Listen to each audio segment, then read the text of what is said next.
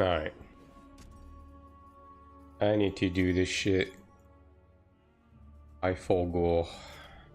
Yeah. Dude, I have 6 to do. I guess the question is... I'll just make a 3-3-2-2, I guess. Yeah. Do I just do 3-3-3-3? Maybe I just do that, right? Yeah.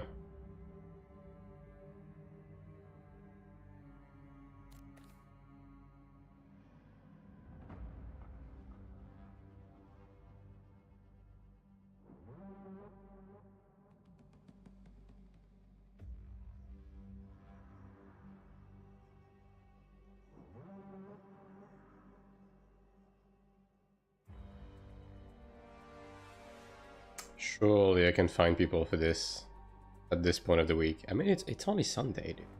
Surely.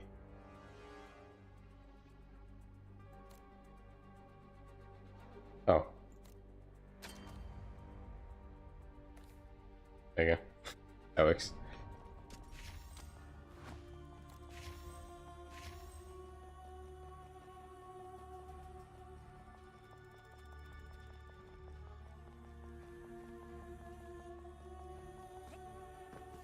Alright, let me buy more tick potions as well.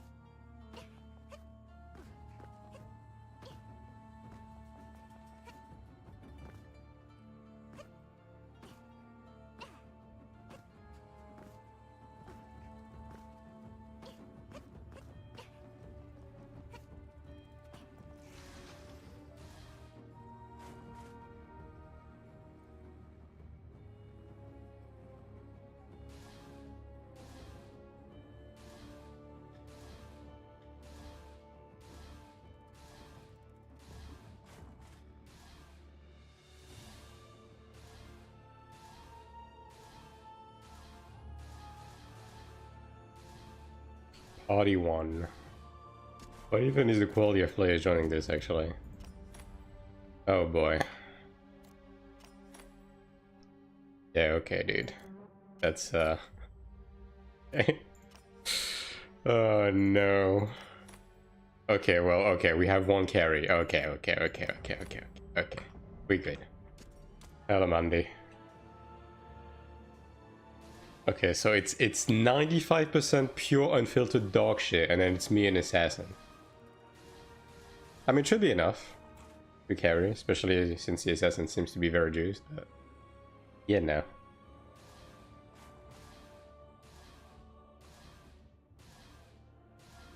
At least it's a 3-3-3-3. But I look at the positives.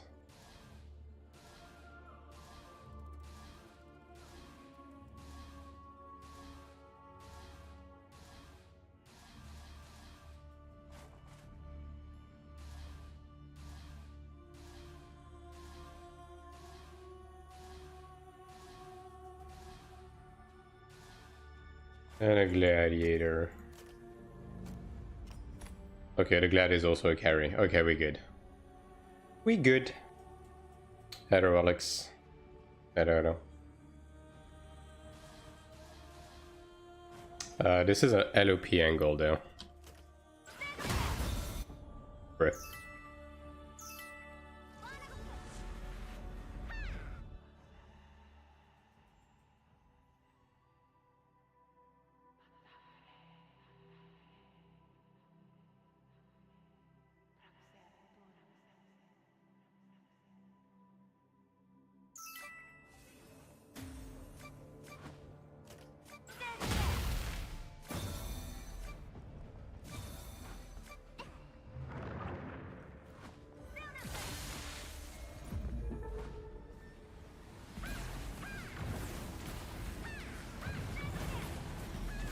Yeah, maybe I should have grabbed my ticket on my Chanta instead. But I mean, if I can just get everything out on this character, that's... I don't think I'm gonna pug on my ults though. A bit too late for that. But I do need to pog on this character to upgrade my wings at the absolute bare minimum. That is non-negotiable.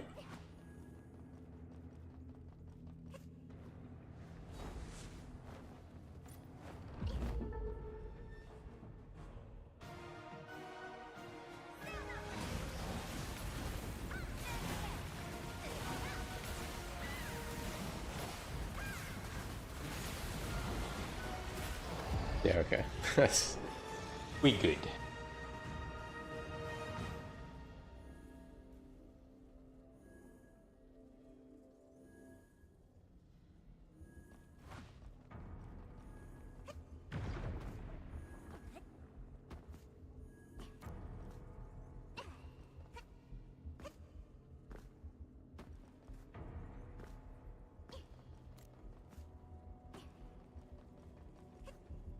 But yeah, my wings are actually starting to be at a decent state.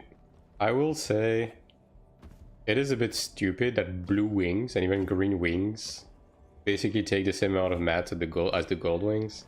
But I guess I'll have to get around to enhancing them for the title at some point. It'll be much later down the line though.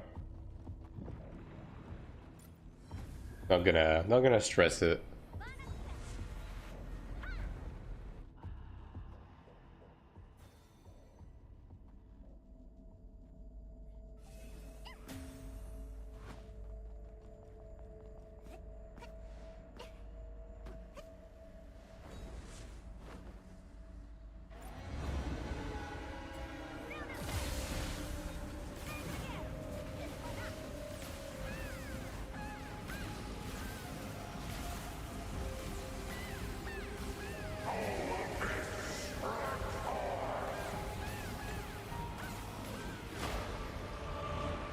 Ah, nice.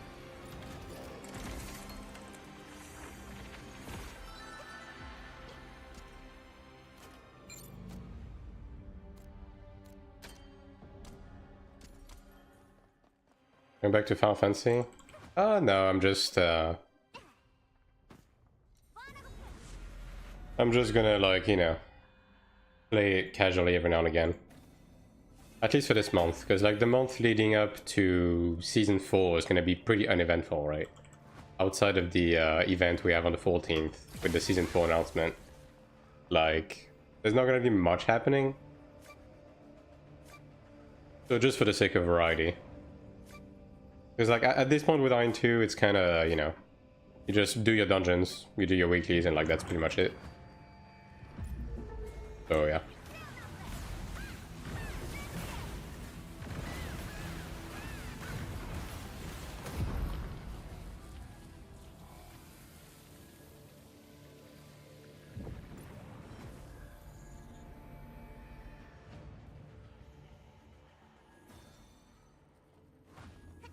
Just for the sake of my... Because like, we're gonna have 4 more months of Taiwan. Like, at this point, you know, gotta take it a bit easier. As to not completely burn out on the game before it even comes out in the West, you know what I mean? Like, Season 4 is gonna be exciting, but the stuff that we have right now is not really... Not really all that exciting as a foreigner, right? So, yeah. I'm just in the Season 4 waiting room for the time being.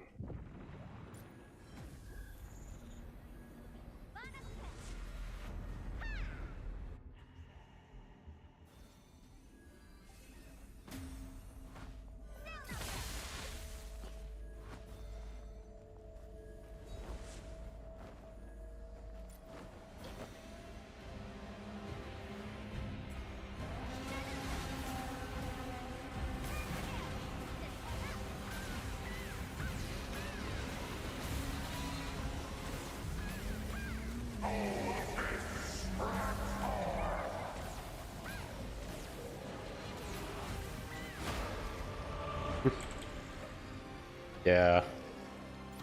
Rather not risk it. Oh, 2 egos. That's pretty good. I'll take that.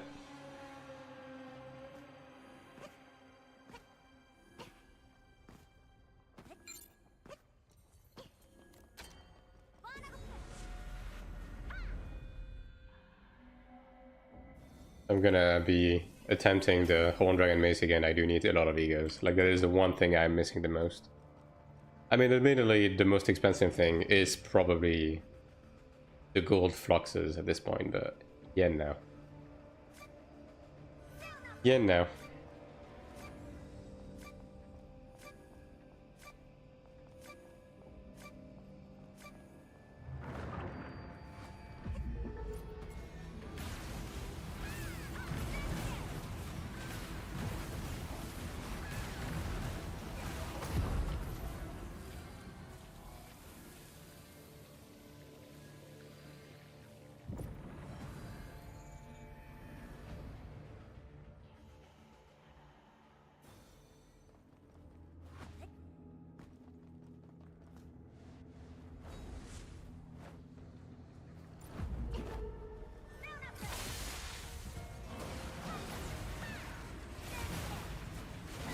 Hello, Kegi. How you doing? Do you also want to ask me about my video editing skills? That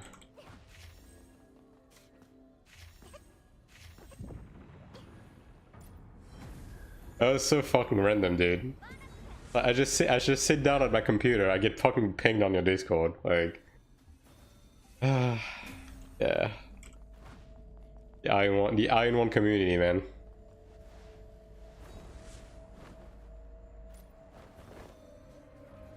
Ask me in DM about good editors. Oh, really? The Earthrise. What are we up to? I forgot to do Sanctuary 1 on this character this week, so that's what I'm doing right now. And then I'm gonna clean up a little bit of dungeons. And then afterwards, I'm gonna play some Final Fantasy 11.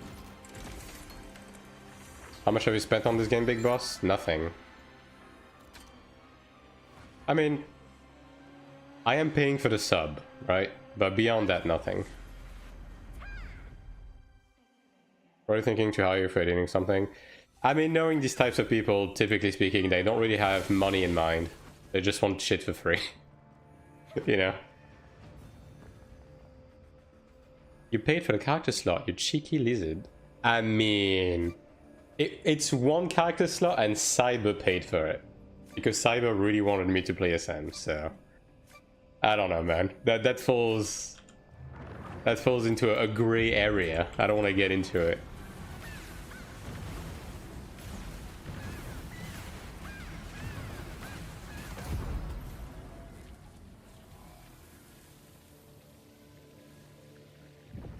But yeah, still, one more run after this? One more? Yeah, one more run after this, and then I'm gonna do like 10 dungeons.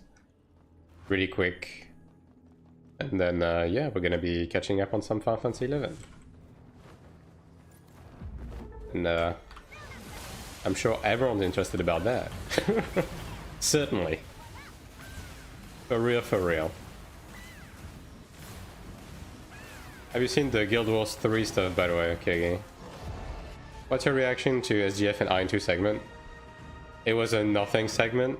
Like, it basically was exactly what I said it was gonna be, which is just a reused trailer with like a vague date slap at the end of it. So it's basically nothing. What's actually gonna be interesting is the stuff that comes afterwards, right? So like when they start ramping up informations for... When they start ramping up the information for this game and they start talking about, you know, the BM, the management, everything, that's gonna be the interesting stuff. But now, oh my god, the game is coming out in September. It's almost like everyone knew that already. Like, the only thing that would have been interesting would have been an actual day. But my personal opinion on it is it's probably going to mimic the AION1 release date, which is going to be on the 23rd, right? That's my guess, which is almost 4 months away, so... Yeah. Everyone guessed it was September. Yeah, exactly. Like, we all knew that, right? I mean, it's Stelby too. It's fine. The trailer was interesting, yeah. It's going quiet for, again for a few months. It's not going to be quiet for a few months, because like they have said they're going to release more information throughout the month of June. So God knows what the fuck that means, but We are supposed to be getting more stuff. I mean, then again, they said they would be releasing information in May, so... You know. Is Kefka Clown Boss the only boss for FFXI patch, or is there more bosses content? Yeah, Kefka is the newest piece of content, yeah. That's it. It's one fight. But it's a really hard fight, right? So most people are gonna spend several months progging it.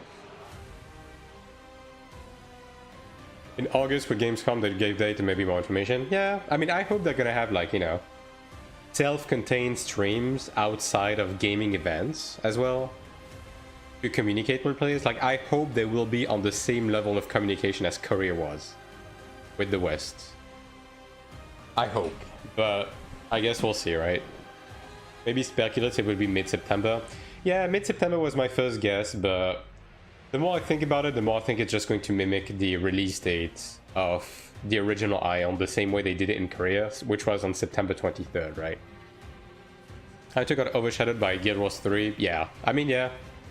Like, the thing is, there were rumors about Guild Wars 3 getting announced soon, so it's not too surprising that it got announced, but obviously, they came out the gate saying the game is going to be buy to play, no sub, no cash shop, horizontal progression. That's basically what everyone wants to hear from a new MMO, right?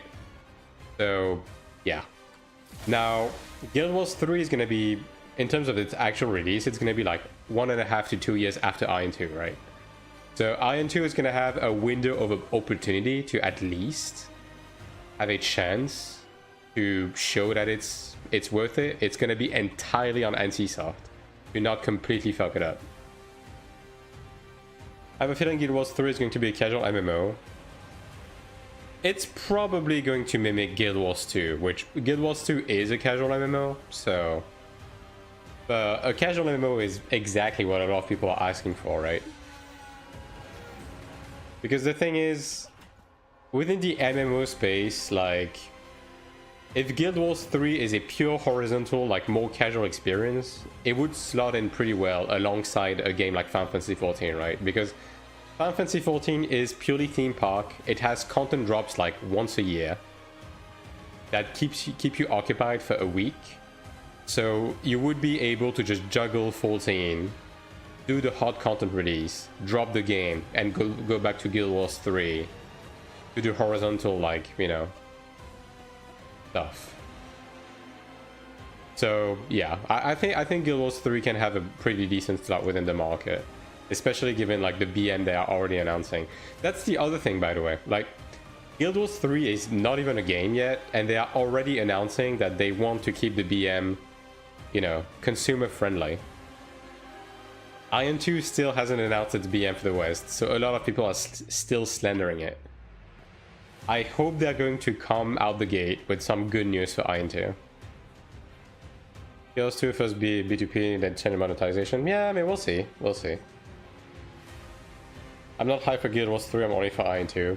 I mean, either way, they don't really compete within the same realm in terms of what they do, because I'm going to assume that Guild Wars 3 is going to be more laid-back PvE, right? And it's going to come out like 2 years after AION2, which is a long time, right? So, yeah. What do you want, man, to champion the BM to global, remove the market stuff? I mean, okay, there's the realistic stuff, right? And then there's what I would like to see. And they are two very different things, right?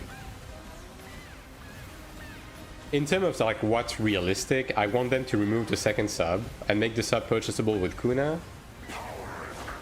And only keep it to 1 battle pass maximum, right? And then change some of the in-game systems to be less cringe, like stuff like the soulbind system, like the stuff like the endgame crafting, so on and so forth. Okay, we're done. Like, I would like to see them change all of that, right? More realistically, I think it's mostly going to remain the same, but at the bare minimum, again, like the absolute bare minimum, I would like them to see, like, actually put into the game is make the sub more reasonable, because $30 is not going to fly in the West, and make the sub purchasable through in-game means with a currency conversion, right? Now we'll see. We'll see. we're probably not going to learn anything about the actual BM for like a decent amount of time, so I'm not going to hold my breath over it. Okay, well, let me open the box, and then I'll move on to the dungeons. More gold gear, yippee! I'm just going to convert all of that Spellbind stones. But yeah, I mean, obviously shifting the game into something that is as close to a sub-based game with no like other wacky monetization would be ideal, but it's not gonna happen. So anything that just mitigates the, you know, the Korean sloppiness of it all would be great.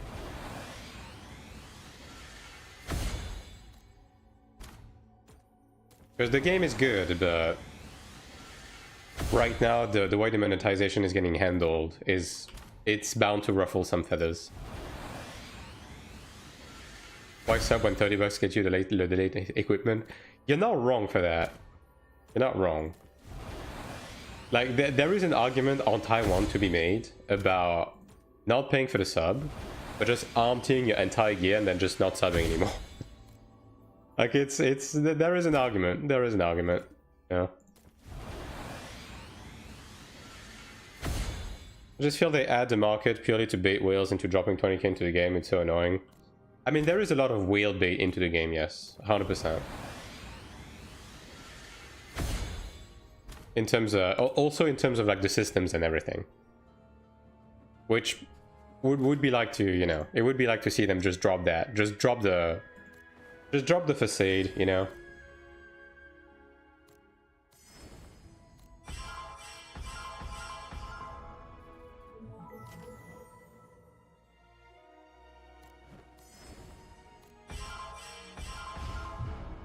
Damn. You attack too, right? Yeah.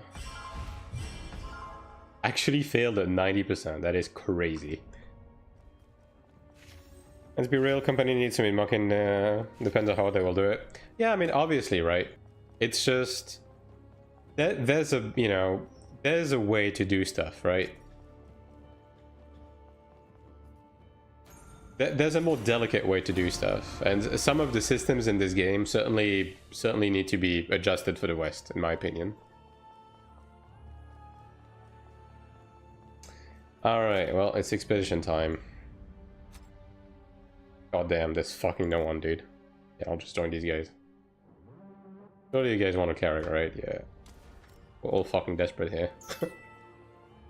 In a ranger with 2 gold brooches and 134 bow. Yeah.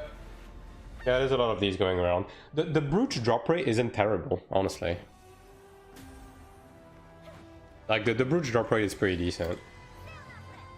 As for the bow, obviously, like, whales were able to just buy the abused ingredients from the first day.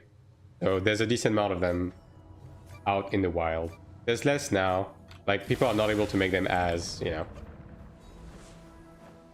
as consistently now, but for that tiny one-day window where the auction house got flooded, yeah. At this time on Taiwan server, everyone needs a Cleric. Well, this time of day, yeah, maybe. It is 3 AM for the locals, so... This guy's fucking 4.3k. Oh my fucking god, dude. This dungeon is going to take forever. Okay, well... I don't know if I don't know if I'm gonna come back on week 2 with this group, man. I'm gonna be honest. Less now people are holding the mats, yeah. I mean, there's also, like, just a lot less, so people are not able to really complete the craft. Like, especially the BOE mat, right?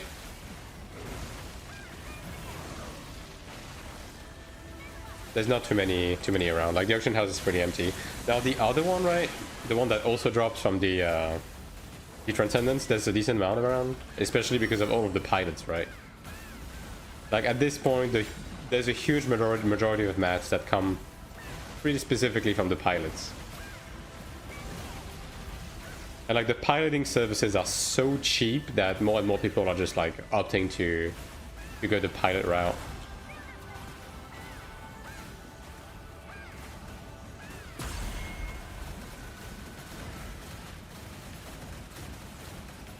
That's old turning dungeon. Yeah, there's also that.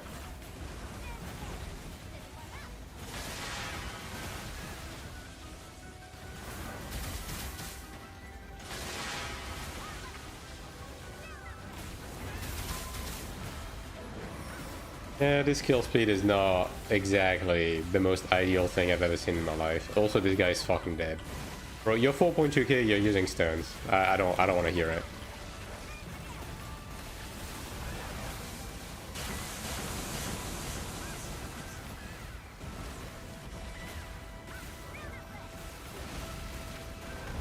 Well, at least we're not getting a second stagger phase. Could be worse, I guess. This Glad is 3.7. What the? Wait. Okay, well. You know what? I thought the Ranger was bad. I didn't see the fucking Gladiator. Jesus fucking Christ, dude. What did I join? What is the combat power of these guys? 400k. Right. Well... I mean, it's only Sunday, dude. You would think some people would still be running shit. How is it this bad?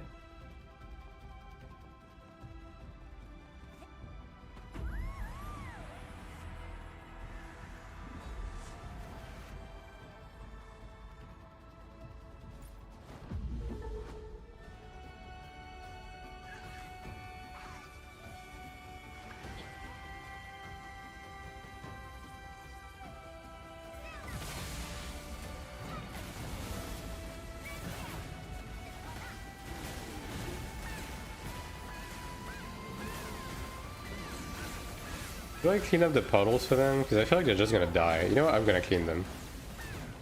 I'll be a responsible man and clean the puddles that are close to the middle. It's me, Cleric man.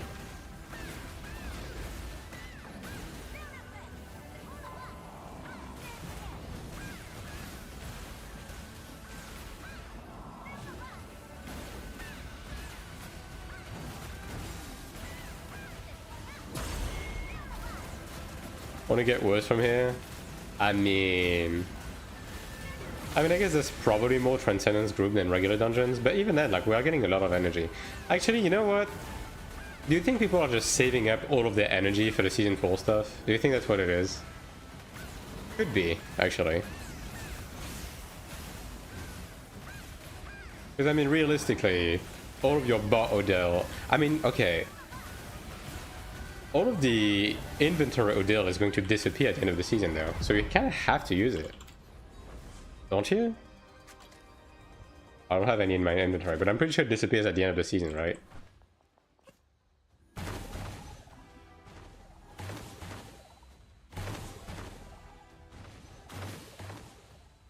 July 1st, yeah, it disappears at the end of the season.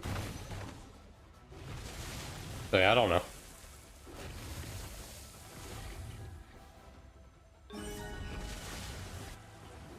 I mean, could also be that just like there's simply very little foreigners left, right? So at this time of day, there's just no one playing.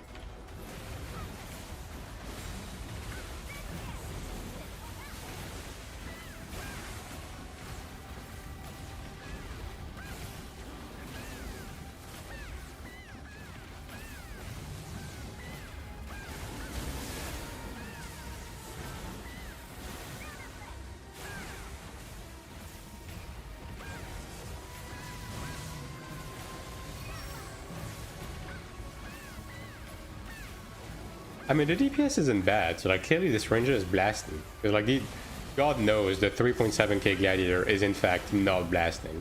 I mean, at least it's giving us slightly life-stealing blade, right? What level is it? It's level 15, could be worse, I guess. Yeah, I mean, the DPS isn't terrible. Like, ironically, this isn't even the worst DPS I've ever seen on this dungeon. Like, this Ranger must be like hella blasting, actually.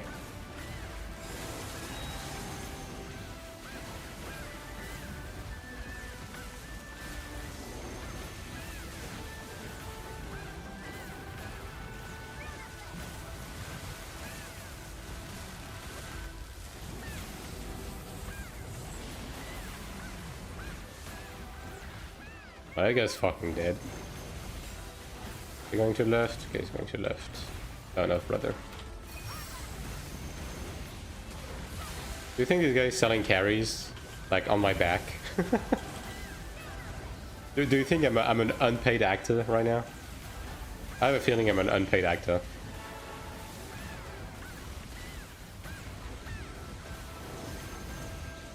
I mean, this is a 7-minute clear time. It's not like... It's not great, but I've definitely done worse.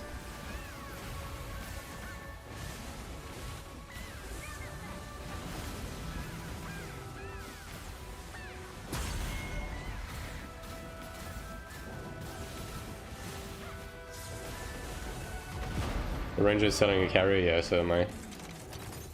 I'm not getting paid for this shit, man. That's fucked up.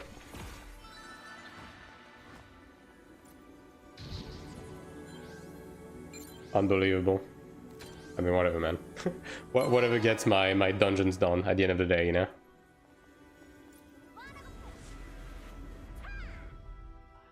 It's not like I have much of a choice.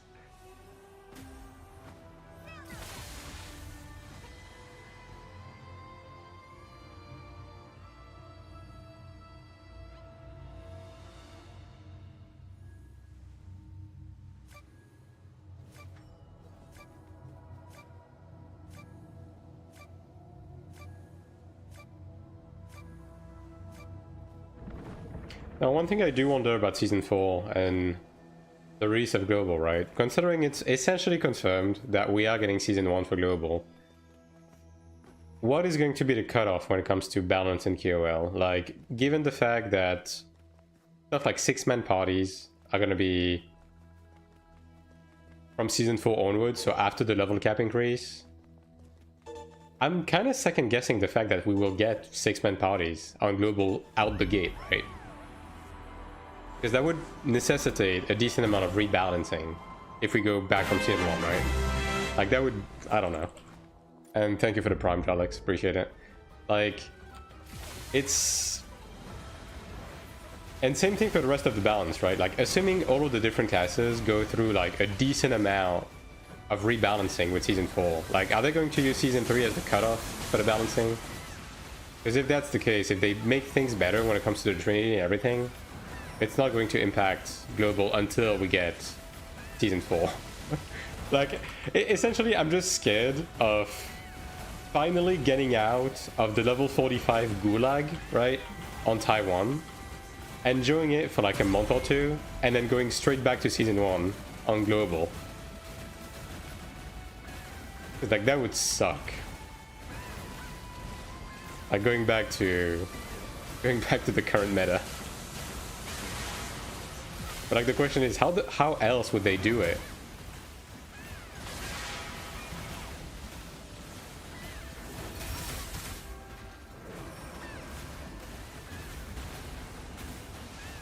Oh, by the way, Kegi, because you're the cleric man, right?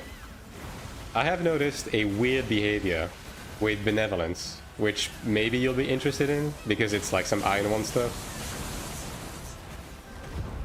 Now, it's a bit difficult to replicate at high ping sometimes, but if you use Benevolence at the exact same time you get inflicted with a stun, it actually self-cleanses the stun for some reason. I wonder if that's intended. Season 3 cutoff, one man to do in the stun deal. Yeah, I have a feeling we're just going to get Season 1, 2, 3 with the Season 3 balancing, and then Season 4 is just going to be the clear cutoff in terms of like the QL and balance and everything. Like, I have a feeling everything that's like after Season 4 is just strictly not going to come into the West. Like, I don't know, because like, how the fuck do you go back to Season 1 and make everything 6-man, right? Hello, Sir Garrick. And potentially even like fundamentally change like how the balance works and everything. Yeah, I think Season 3 is going to be the cutoff, man, in terms of balancing. Maybe if this stuff like UI improvements and everything, maybe we'll get that. But in terms of like the class balance, I think Season 3 will be the cutoff for Global.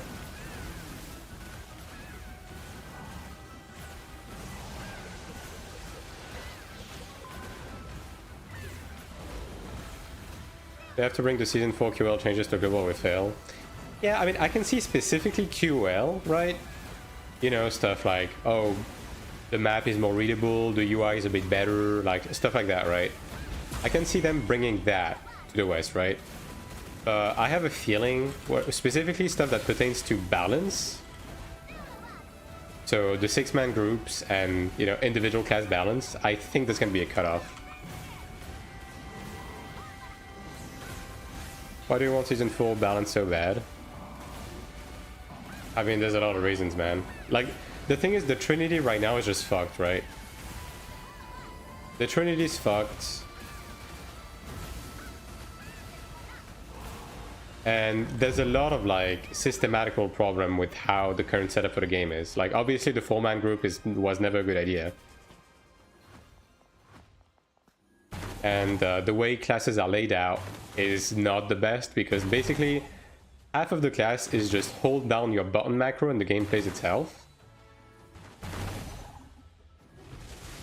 And they have talked about, you know, making some combat changes to make the game more engaging. So I'm guessing that Season 4 is going to make classes more engaging, as well as increase the party size. And they have talked about improving the Trinity as well. But I feel like these changes would be incompatible with all of the content that is pre-Season 4. So that's the one thing I'm concerned about. I don't think they'll change it to 6 people. I mean, they have said they will...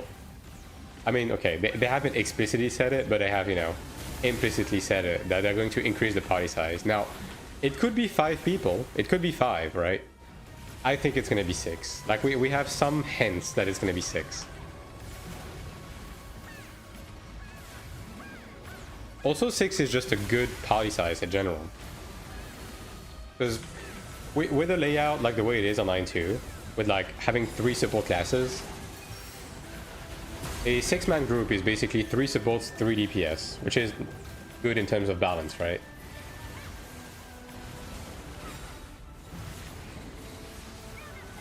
I mean, we'll know for sure in just a week, right? But I think it's going to be 6.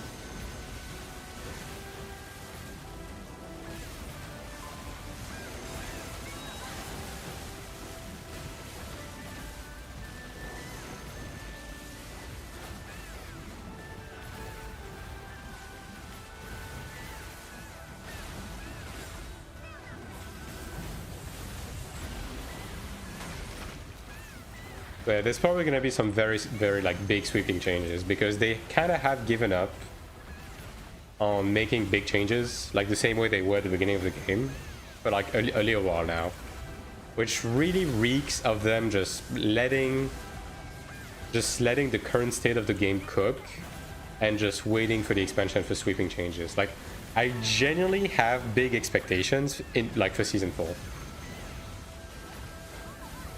Like, I genuinely think Season 4 is going to be the actual proper start of the game. Just a week, yeah. Like, in a week we'll have the presentation that's going to... I mean, maybe they're not going to say everything, but they're going to present Season 4 and its content. So we're probably going to get a trailer, and then we're going to get like a big live stream that's gonna go over some of the major changes with Season 4, right?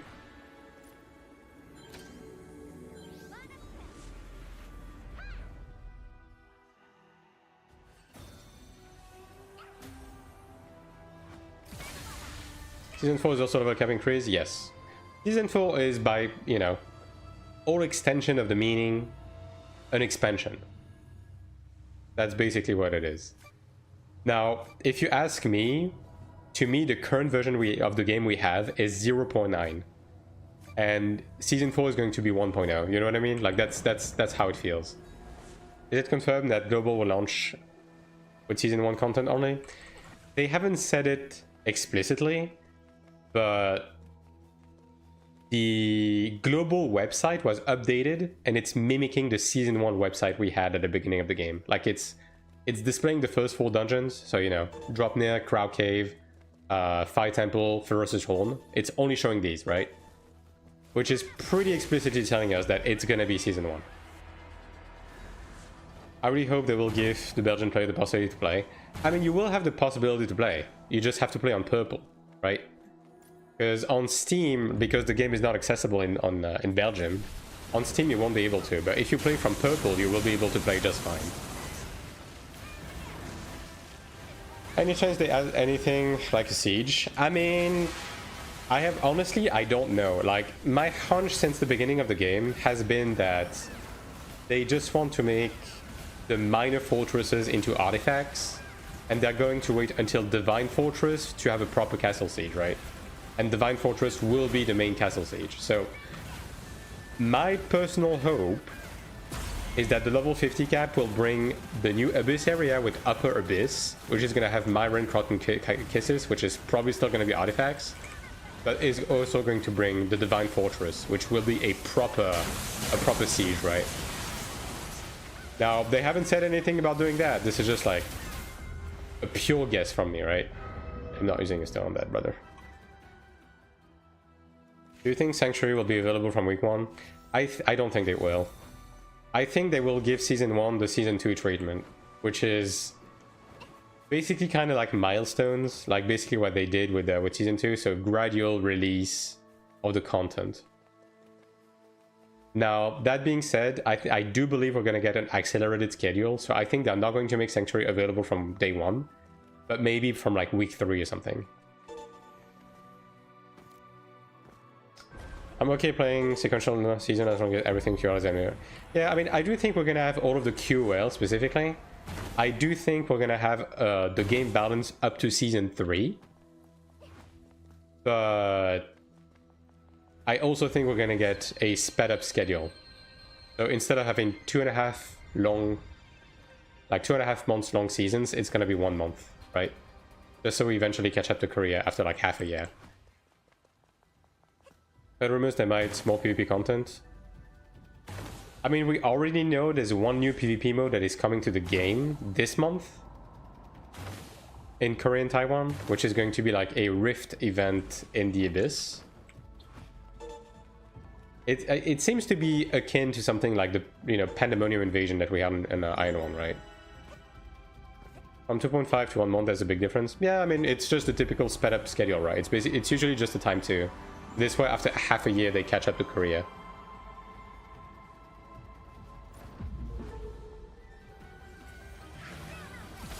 That was the best execution. Well, I don't know if it's the best execution, but they handled the TL's release decently well. I mean, they can do better, though. Need to give us a lot of extra energy and tickets. I mean, fingers crossed that the energy system will be gone by then. But yeah, it's probably... I don't think they're going to give us more runs. I think they're just going to give us more shit from doing the runs.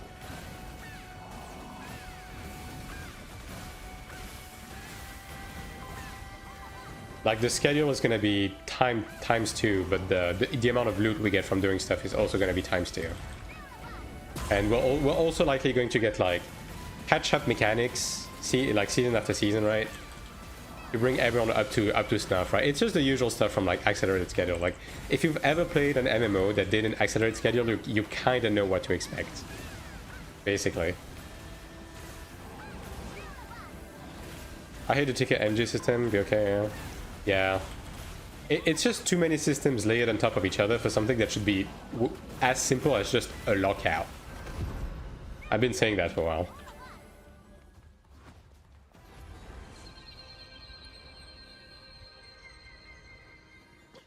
The class at the moment is top tier, maybe tier S. Cleric is not great. I actually made a tier list yesterday. I'm probably going to like upload it on YouTube at some point. Yeah.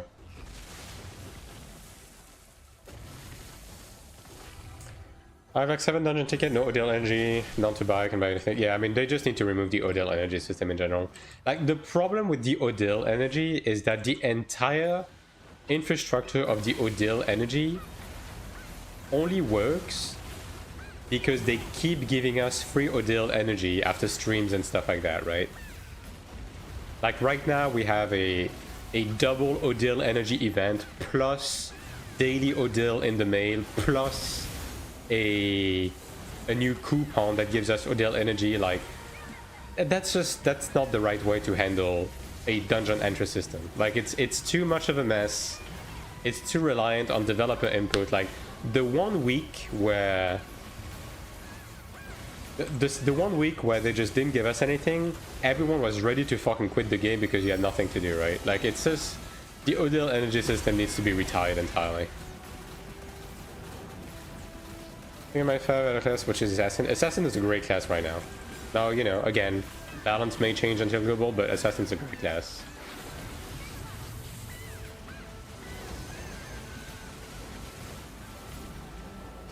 Tickets should be enough to, and yeah, I mean the ticket system should be enough by itself, right? It also makes it like overly complicated for people to understand, especially because it's not just like 1 Odile energy equals 1 dungeon. It's well, 40 Odile energy is 1 dungeon, but if you have the second sub, then you need 80, and then you also need Odile energy for all of this different other content, and it's like, dude, stop. It does need to be that complicated. It's a fucking dungeon knockout. Like, get that Korean brain out of there. Loot overall per run dungeon AION2 looks good from my side. Yeah, I mean, the loot is fine. It's just the entry systems and limitations that have been very cringe. Now, the latest Sanctuary is a bit better because now it's infinite tries and you just, you know, it's just a weekly lockout, but there's still Odile energy tied to it, right? Like, at the end of the day, the main problem is the mix of the Odile energy system and the diminishing return system. I think it's too many things layered on top of each other. It's too bloated and convoluted for people to easily understand. I'm afraid it won't work in purple either because Belgium isn't on the list of countries. I mean, at the end of the day, Dralix, if there's a will, there's a way. You know what I mean? Okay, well, the big guy is gone, so...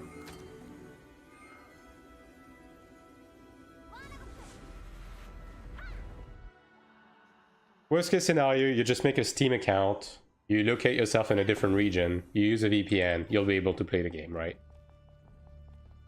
Like, people were able to play AION1 from these countries. Let me grind energy in Quest. I just think the energy needs to go, man. I genuinely do.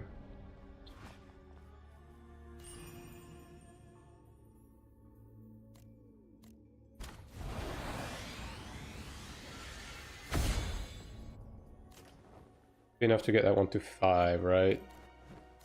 Yes. Alright, anyone else? 12 runs left. Thanks.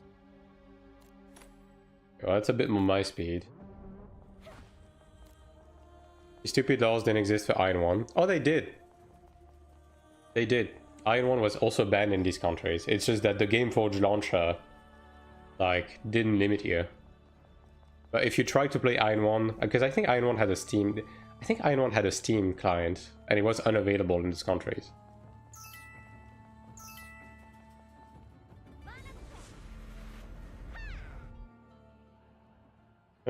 Yeah, there's a Discord quest, by the way. I didn't think about that. Yeah, there's a Discord quest to watch the AION2 trailer and get some orbs, if you're into that. I can download AION1 on Steam. Can you? I'm pretty... Because, like, I lived in Belgium for a little bit, and I remember I had to, like, jump through some hoops to play AION1.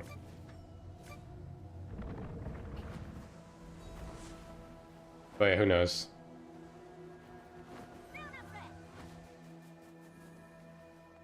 Because, I mean, AION1 had loot boxes. Like, unironically, AION1 had loot boxes. Like, there's no way it wasn't banned in the usual countries.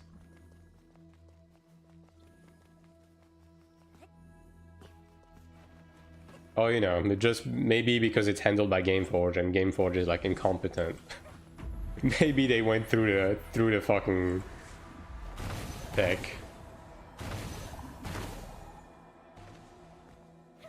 But yeah, like, broadly speaking, even if you don't see the game, like, as far as I know on Steam, you just need to make an account that's located in another country or use a VPN and you'll be fine.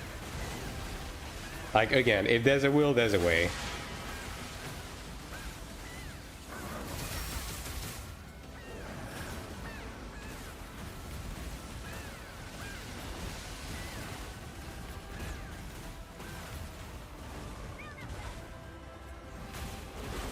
A game like this, main account. I mean, yes and no, right? Because, like, One of the things with those games, right, is when you play on a burner account, it allows you to just resell the account when you're done with the game or you want to take a break from the game, right? Which, you know, can be viewed as an upside. Does the VPN need to be enabled to play? Yeah. I mean, either way, with a game like this, you would need to use a VPN anyways, right? So.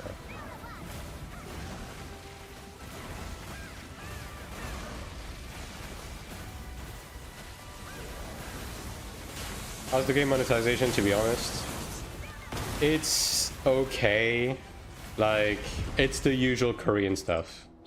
When it comes to the Taiwanese and Korean region, it's the usual Korean stuff. It's pretty accessible, even if you don't want to spend money. It's all about expectations, right? But the possibility is there.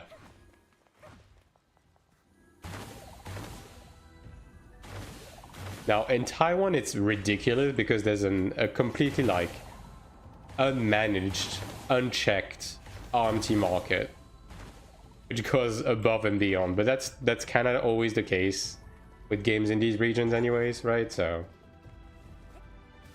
but we don't have any information about how the BM is going to be, the BM or the management is going to be in the West right now, so obviously take everything with a grain of salt.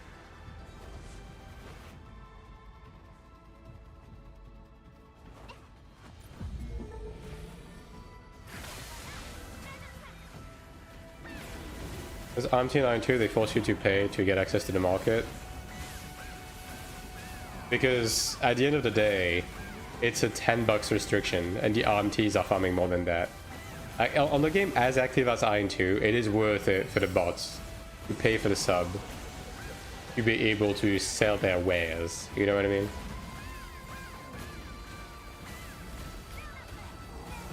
Adjust upon global release? Yeah, we'll see. That is, I think, the information that people are waiting for the most, right? Because, like, honestly, for me, the thing that bothers me the most is the price of the sub. Like, the sub is very expensive. Especially for a game that also has other forms of monetization, the sub is egregiously expensive.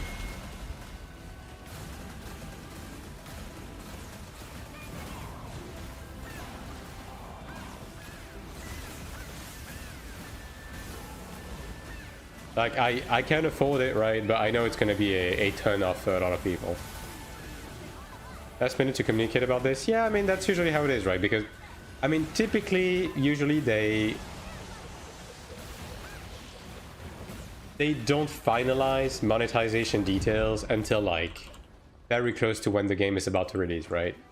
So I don't think we're going to get all of the information until probably another 2 to 3 months.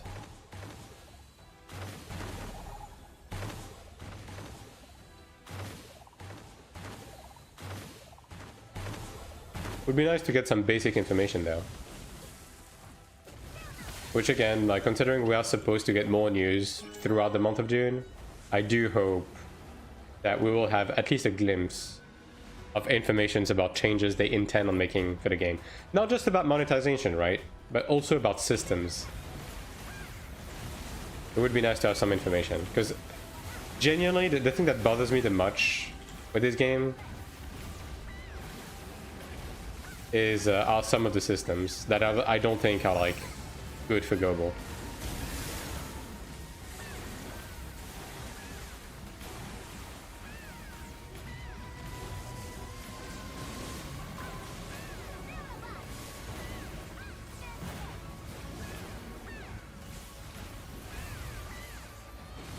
Team has additional protection tied to credit cards, yeah. I mean, as I said, right, your best bet is likely going to be to just play on purple. Because I would guess, like, playing from one of those countries from the proprietary launcher is probably what's going to be the easiest for you. Because Steam has a lot of checks, right? Hello, pizza. Hello, hello.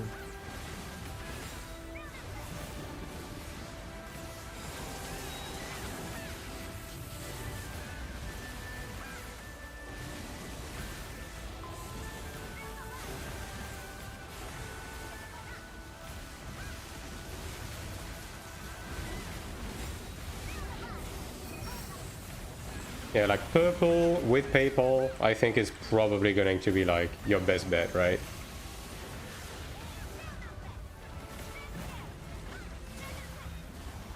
Like, yeah, it means having to deal with purple's bullshit. But I do think with those countries, it's kind of your best option, yeah.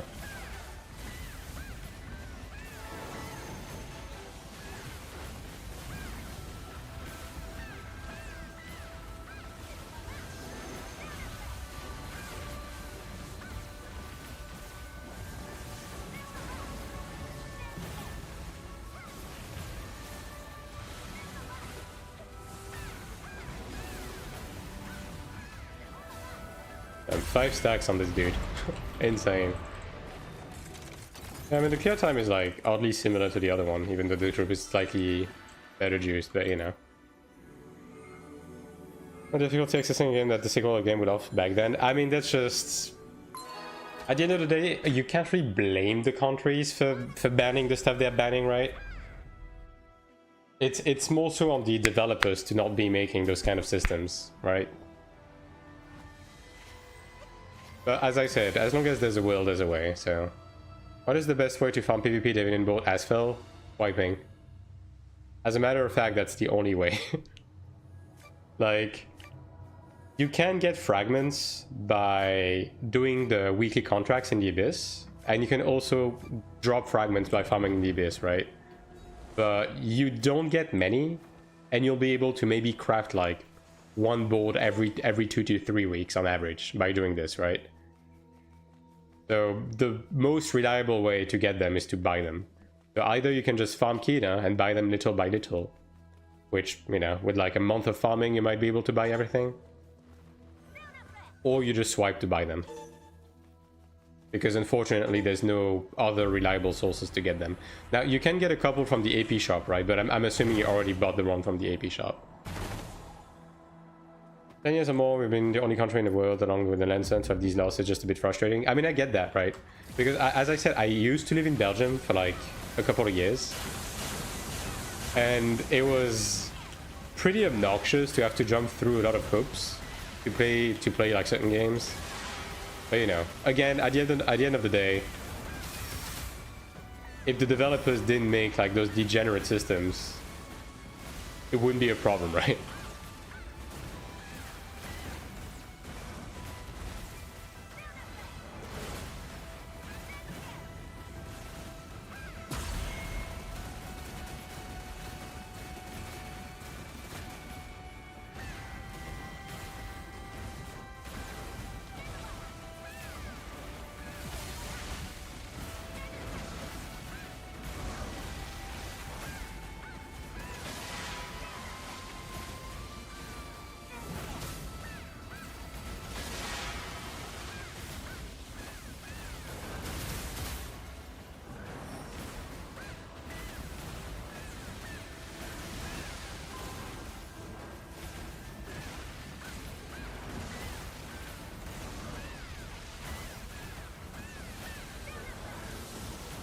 And honestly, truthfully, like the systems that are, you know, part of the problem when it comes to the bans in these countries are some of the systems I actually want to see gone from this game, so, you know.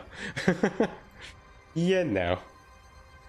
Like, stuff like the Soulbind system, the way the Genius system works, the way the Arcana system works, like, I just would like to see all of those completely reworked.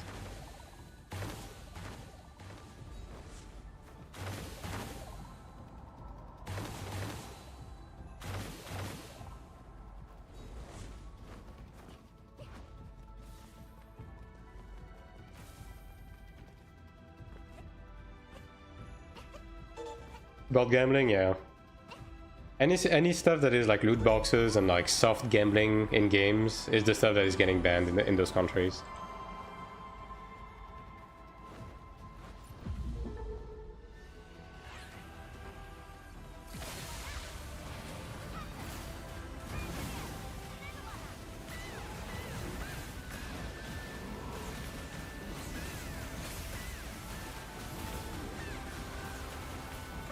Let me clean up the center for you, brother. There you go.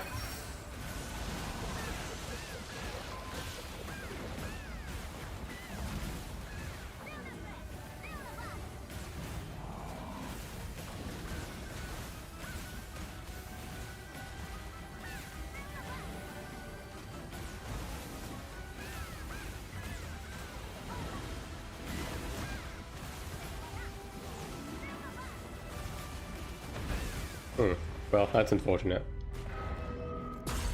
Maybe carrying 5 stacks is not the best idea. Oh man, no one opened the TP. Well, I could just wait, but it's probably gonna take me less time to come back. What the fuck is that turtle doing here?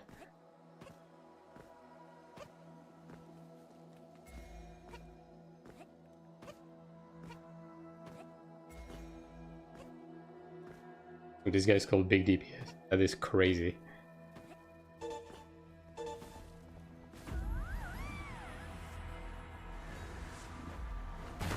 Are they gonna wipe? Bro, the boss was quarter health. Are we being deadass? My god, dude.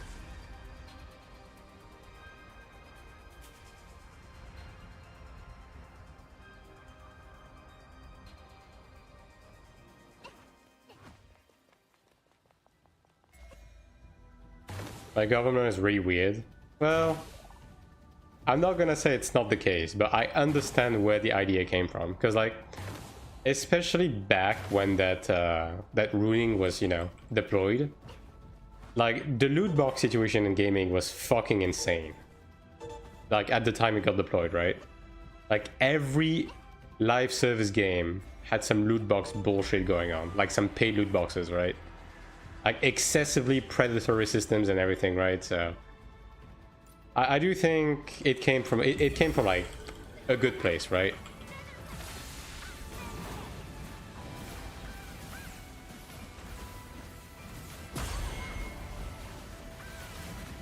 After Star Wars Battlefront, yeah. Like that time period of gaming was insane, dude.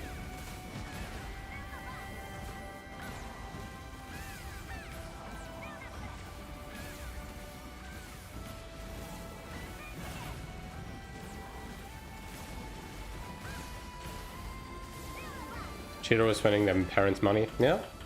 I mean, bro, even in AION2, the amount of time I saw shit like this happen. Because, like, Gameforge started, like, going fucking dummy on it with the loot boxes. Especially the 5.x era. Like, if you guys played during the 5.x era, you will remember. Like, basically every week had some sort of, like, bullshit loot box in the cash shop with like exclusive rewards, like exclusive skins, some like really like high profile loot and everything. And like the amount of people I saw spend literal thousands without necessarily noticing it, like week after week, because of these fucking boxes was insane. Like that shit was not healthy, man. And I was still buying subscriptions from shops. Yeah, I mean, it depends on when you played, right? But as the time went by, like AION2 became really fucking insane with the pay to win. Like the stuff they put in the shop. Like the game was still good, right? But it was fucking ridiculous. And it was really funny too, because like Gameforge had that front of, oh, we're trying to make the game less pay to win. Yes, we are really trying really hard. We are removing enhancement stones from the cash shop. And then they turned around and made the loot box bullshit, which nobody asked for.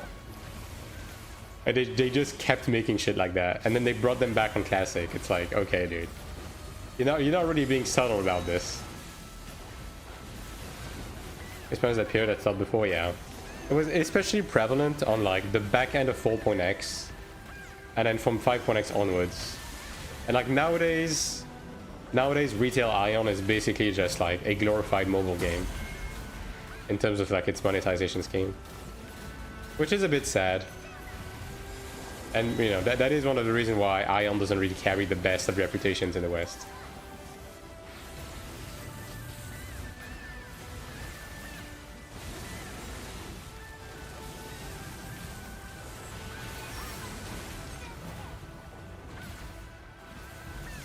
Like even on Classic they repeated like a lot of the dog shit they did on retail.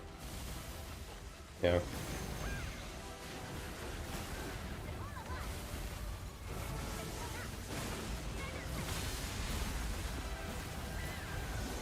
If they don't nerf block and evasion build, this game is doomed. I don't necessarily disagree. Like, I do think block and evasion need to be a lot less drastic in the way they work. Like, having such a high chance to completely negate damage is not very healthy for PvP, in my opinion. It doesn't make for a healthy PvP environment. Like, it goes both ways, right? Like, both your offense and your defense should not be that drastic. And, like, right now, the game leans too far into both extremes. Oh, Philistone. I actually haven't gotten a Philistone from a chest in a decent amount of time. You evaded everything? Yeah. I mean, the cap is allegedly 50%, but here's the problem, right? The combination of block and evasion working the way they are, with like full damage negation 50% of the time, even though I'm honestly convinced it's more than 50%, but for the sake of the argument, let's say it's 50%, right? So damage negation mixed with the amount of life leeching that is available in the game is what is making these builds insane, right? Because if you're not able to get a reliable constant string of damage, of uninterrupted damage on your target, they're going to be able to life leech damage you do to them back, right?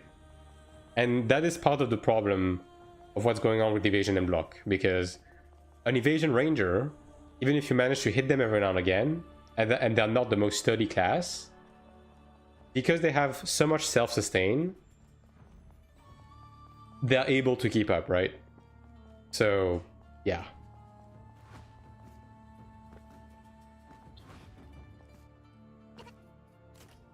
I mean, you know, it just goes back to a lot of the problems with this game, right? I mean, it's two foreigners, so the DPS is probably not going to be the best, but it's fine. Beggars can be choosers at this time of the week, right?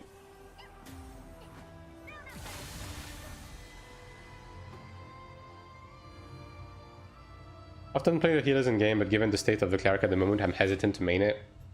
It wouldn't take a lot to like the cleric to be so back, you know what I mean? And like at the end of the day, wait for season 4 to like build an opinion on anything. The balance right now is whack, and it's pretty clear they've given up. But I think season 4 is going to be their excuse to finally make some sweeping changes. Like, even if they want to maintain the self-sustained meta, like there's a lot of ways they could, you know, make cleric interesting again, right? Like, there is a lot of ways. There's a lot of things they want to do. Like, there's a couple of changes I want to see come to cleric regardless of what they do, which would also help with the current state of the meta, right? Like, the change I want to see come to cleric the most is removing summon resurrection as a stigma, right? And instead putting a self-resurrection passive on Light of Protection that makes it so everyone that is in range of LOP has a self-res, right? Only in PvE, right? So this way even the cleric has it.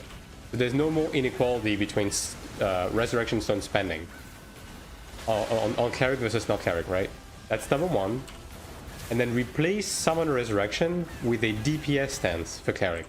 Like something that reduces their healing boost by like 90%, but increases their damage output as well as their status effect chance. Like that is basically what I would like to see come for cleric. And that would like help a lot on many aspects with like a lot of the cleric's problem right now. Now we'll see exactly what they have in preparation for season 4, right? But if I had to do anything with cleric, that is precisely what I would like to see.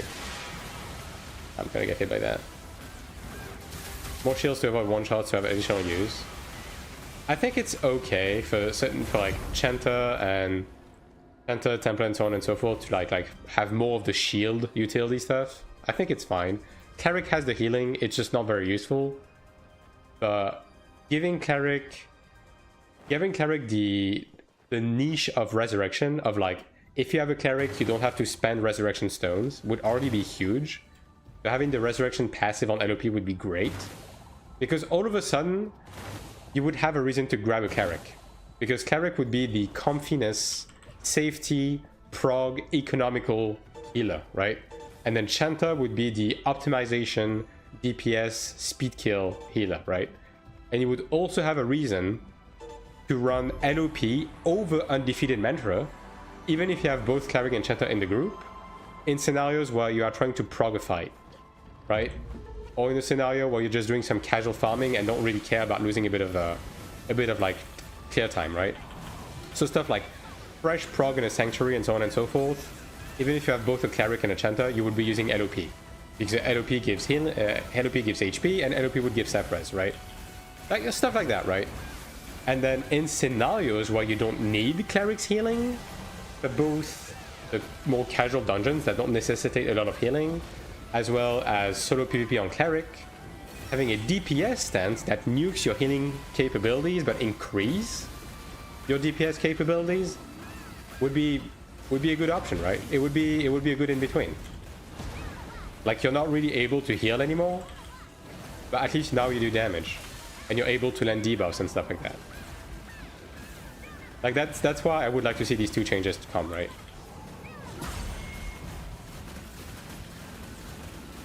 And I think it's a sensible thing to ask for with Cleric, given the current state of the game.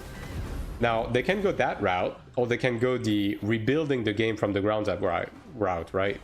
By better instigating the Holy Trinity into the game. And that would start by removing Life Leech entirely, right? And as well as other changes.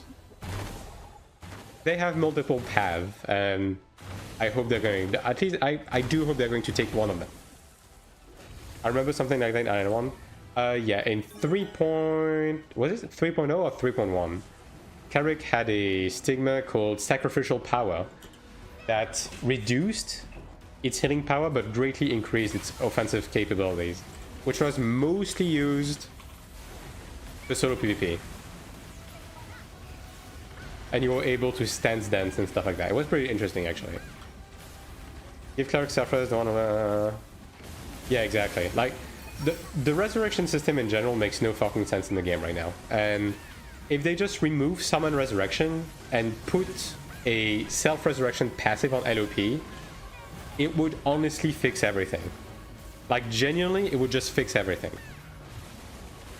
Because, like, again, the resurrection system is, like, too convoluted in the way it works right now. And it's also very unfair to clerics.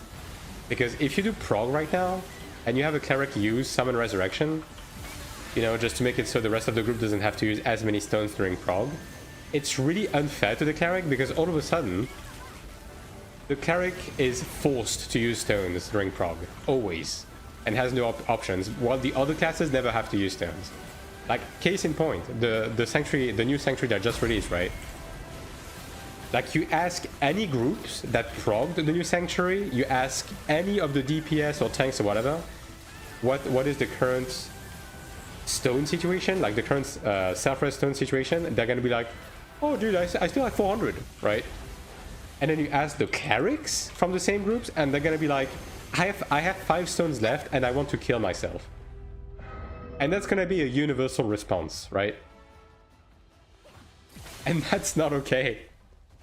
Because the last thing you want to do is to make something like this completely unfair for your supports. Because the moment shit like this exists, people are going to stop playing Cleric because it's too much of a hassle, and then you don't have supports anymore in your game, right? So they need to do something about it.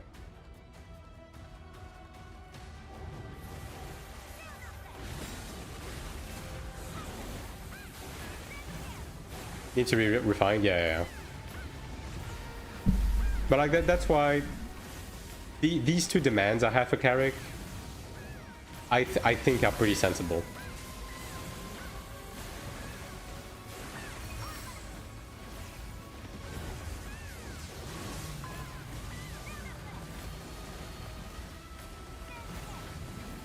I might make a video actually about the resurrection stuff, because I feel like people don't really know what's going on with the resurrection stuff, right? Because like the systems are convoluted. Like in Sanctuary, you are allowed 2 resurrections, and it includes both the Cleric resurrection and the self-res, right? Which is like really convoluted, considering like you have to suck at a stigma, but then Cleric is the only one that can benefit from it. Like it's, nah. Are they only obtained from events? They are limited on purchase from the sugar shop. So basically, like, you can buy, I believe it is 21 with like a fairly large sum of Kina from the sugar shop. You get them also from events and from stuff like opening cubes and stuff. But it's limited supply, right? Like the supply is limited.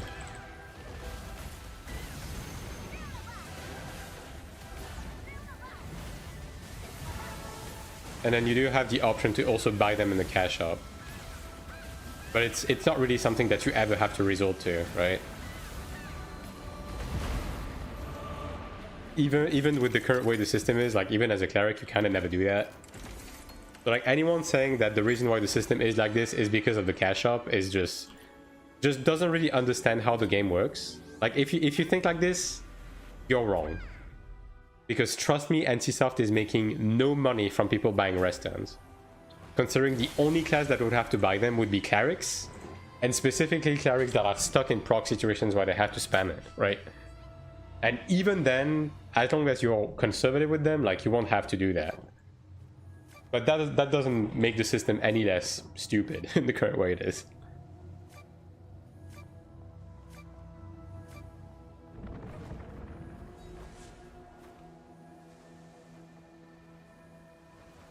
Alright.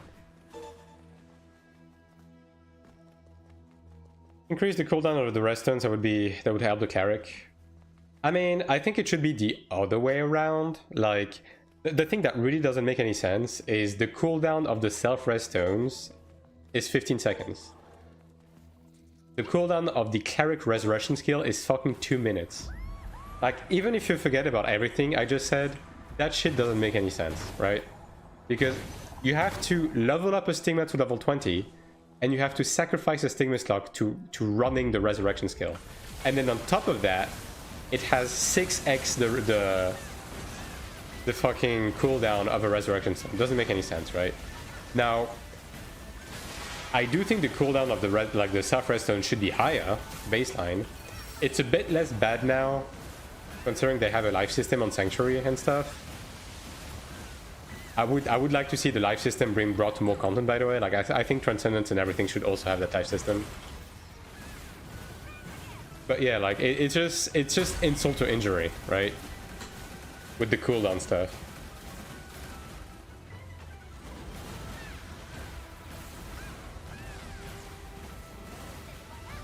Like at the bare minimum, Summon Resurrection should have a shorter cooldown. But again, my honest opinion is just like Cleric should have a self-res aura, and that's that, right? If that's how they want to handle the game.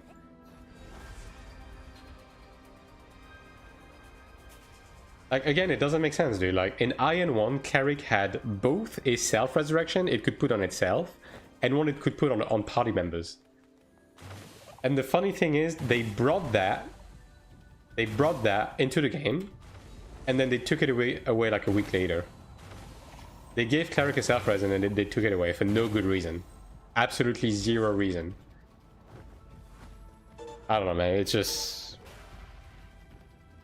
They are just very confused about Cleric. And the thing is, I don't think, because like, the way they balance the game right now is mostly by listening to Korean feedback, and I just think there's no vocal Clerics on the Korean side. They removed it without any adjustments. I mean, there was a bit of a kerfuffle. Like, if you missed what happened, basically what happened, right, is in Season 2, they gave every class a new stigma, right? A new stigma skill. And for Cleric, the new stigma skill was a self-resurrection skill. Now, the problem was the way it was implemented into the game was complete dog shit. It was actually unusable because they just implemented it in the absolute worst way possible into the game, right? So what they ended up doing is, because people straight up said, this is dog shit, we don't want that, they removed it from the game, right? And they put the self-resurrection as a passive. So every 3 minutes, Cleric had a self-res, which was fine, right? And then Cleric just had no new stigma for like 3 weeks. And then 3 weeks passed, and they gave Cleric the new stigma, which is a Noble Aura, which is like a PvE DPS stigma, right? And when they added it, they removed the self-res from Cleric, because they also did some changes to Sanctuary. Which is, I will never understand why they removed that. We had no stigma for weeks, yeah, for 3 weeks. And then when they added Noble Aura, that shit was also unusable. Like, yeah, I don't know. Like, genuinely, someone needs to give proper feedback about Cleric to these people, because I think the main problem is I don't think they're getting any feedback about Cleric. I think that's the main problem.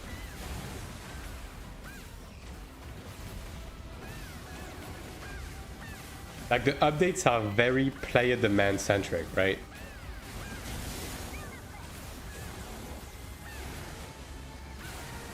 It was nice ammo. You mean the self-resurrection stigma? It was mostly unusable. The reason why it was unusable is because it had a 10-minute cooldown. And the thing, this game doesn't reset your cooldowns when you wipe in a fight, right? And the main use for the self-res stigma was Sanctuary, right? But because the main use of the self-res stigma was for Sanctuary prog, what ended up happening is your self-res was never up. Because let's say you pull a fight and you wipe early into the fight, you don't have a self-res for the next like 6 pulls. So it was virtually unusable, right? Because of that. They seem to be having a lot of trouble with the Cleric class in AION2. Yeah. They genuinely don't know what the fuck to do with this class. It's been an experience to play Cleric. I'll say that.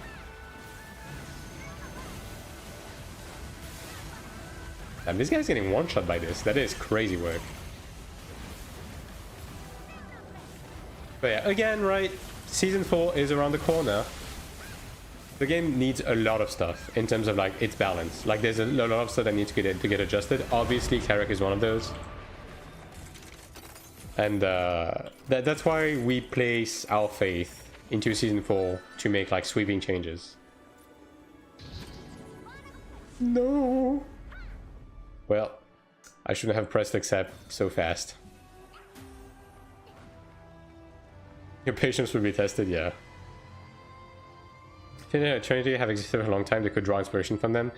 I mean, it's just that, dude. Like, they have multiple different design philosophy they are following with this game that conflict with each other, because they want a Trinity, but they also don't want people to have to wait for a support to be running content. And that's why classes have so much self-support, like self-sustain, right? Which is one of the problems with support classes. They just need to commit. It's just they are trying to reinvent the wheel, and it's kind of not working out. Like they need to commit to a design philosophy, and that extends to a bunch of stuff with the game, by the way. Not just the Trinity stuff. Like again, the game's foundation really solid. The game's good. The game's fun. Progression's fun. Movement is good. Combat is like it's good if you forget about the spam windows. They've shown that they can make some banger PvE. They have the power, but they definitely need to get their shit figured out. They have a lot of bloat within their system. They have a problem with their Trinity. Like yeah, it's pick an eye. Yeah, that's pretty much what it is.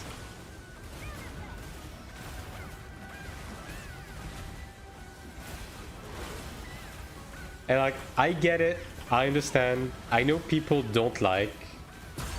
Wow, that was way too close for comfort. I know that people don't like when I'm talking about the game's problem, right? Like, I have had people come to me and said that they don't want to watch the stream anymore because I'm constantly bitching about the game. But it's like... You gotta complain about the stuff that isn't right.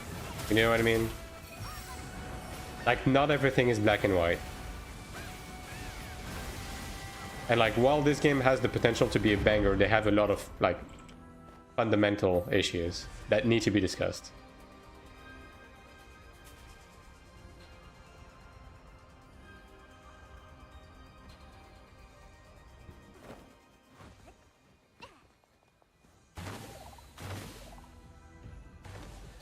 Look into all the garbage and complain about what's wrong with it. Yeah, precisely. Like, it's because I care a lot about this game doing well. Especially because they have the chance right now, right? Like, the game is in Korea and Taiwan. Global is not for another 4 months. They have an opportunity to, like, really iron things out. For the game to be the best version of itself by the time it comes out to global. On many, again, on many levels, right? Whether it's the BM, whether it's the game systems, right? One thing about healing not being a seller and the biggest reason to make me stop playing Cleric, go back to Soul. If healing is needed, what does Cleric now? Yeah, pretty much. And that's the biggest problem with the Trinity, right?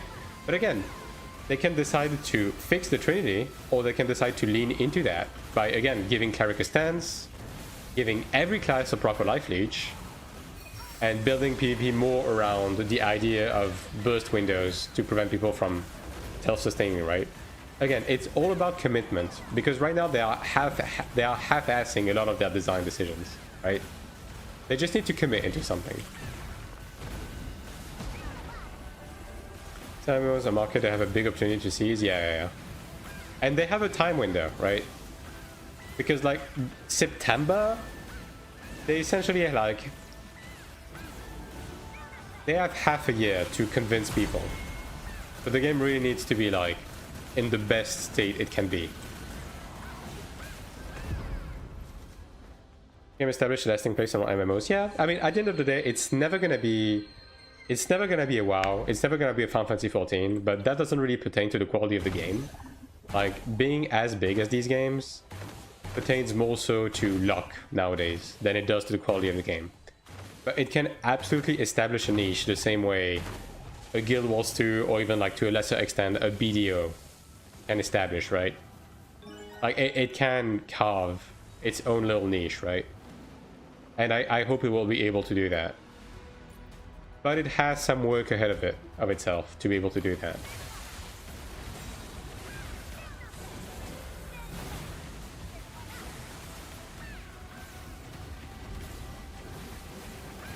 Because like if they want to go the niche route, then they need to really have something special about them. Like AION2's niche was the pinnacle of tap target PvP, right? Like AION2 had the absolute uncontested best tap target PvP in MMO, which is why people stuck with it for so long, right? Like this game needs its niche, and this game needs to iron things out to keep people around.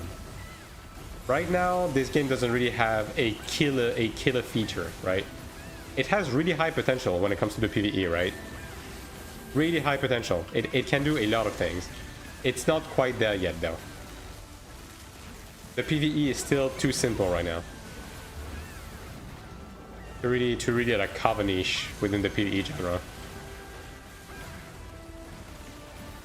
It's getting there, though. It's getting there. Like Cleric is a great fight and a great step in the right direction.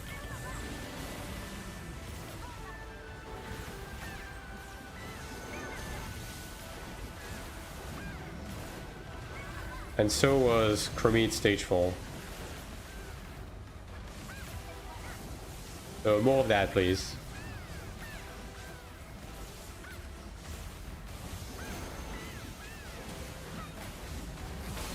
If they bring back rifting and they make it good, that would be another niche.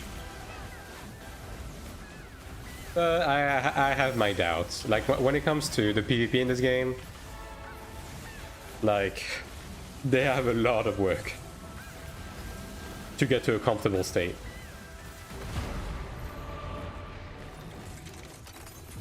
I'm out of energy? Deadass? On guard? Bruh.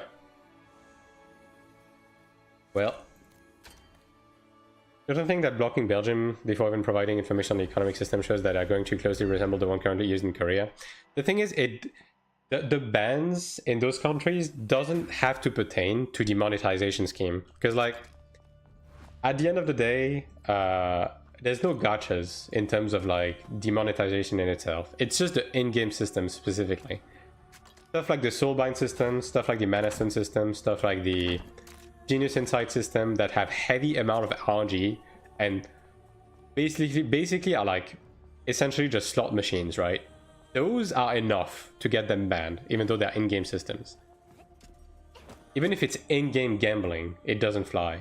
Like, you know how Pokemon, for like the versions outside of Japan, all of the game corners with the slot machines and everything have to get changed to other minigames or even removed from the game? Like, there's no BM tied to the game corners in Pokemon, right? It's an in-game gambling. But that's enough to get them banned, so that's why they have to change it.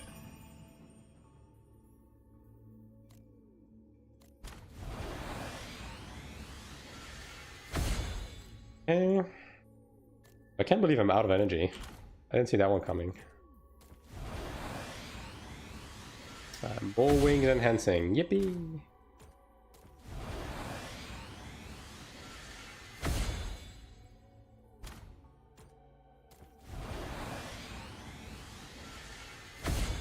I believe I'm completely out of energy sources, right? I think so.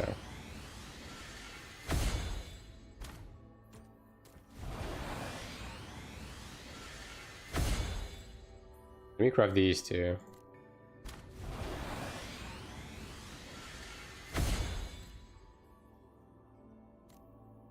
This one is out, right? Yeah, okay. And this...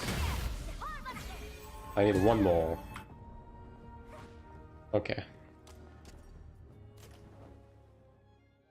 Did you craft the event energy? Yes, I did. I did it when I made the patch note video. Max attack. I'll take that. Thinking more of these things turns giving me PTSD about how I used 25 today. My god, couldn't roll combat speed. Yeah. The soulbind system, man. It is the absolute worst system in the game. But yeah, no, I crafted all the energy. I got all of it. I can make 5 paintings. Wow. Am I gonna get like even a single one? I'll take it. But like, the event energy would be here, and I've already gotten it. Okay, let me make that actually. I'll grab the weapon. Give me the extra attack. Is it still interesting to have a few secondary characters? Yes. Like, they did nerf the ults for a little bit, but they reverted the nerf essentially. So right now, if you want to min-max, you're gonna be playing 1 main and 3 ults.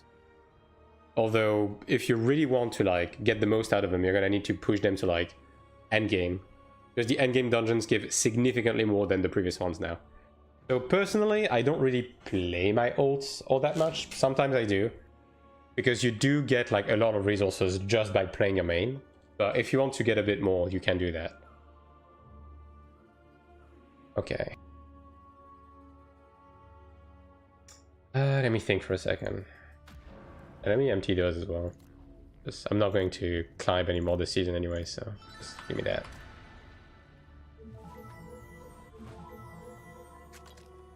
Yeah, I'm trying to think if I did everything this week. So I'm done with that. I'm done with that. I'm done with that. These I'm done. I'm out of energy anyways. These I have 7 left, but I have no energy, so I'm probably just going to be done for the week. Let me check my season stuff. Okay, so I did that. I forgot to do Nama. XD. Whatever, man. I got my potential stones. I did this. Okay, so I guess we're done, right? I did this. I didn't do it on my ults, but I think the ship has sailed, man. There's no more groups for this. Yeah. Okay.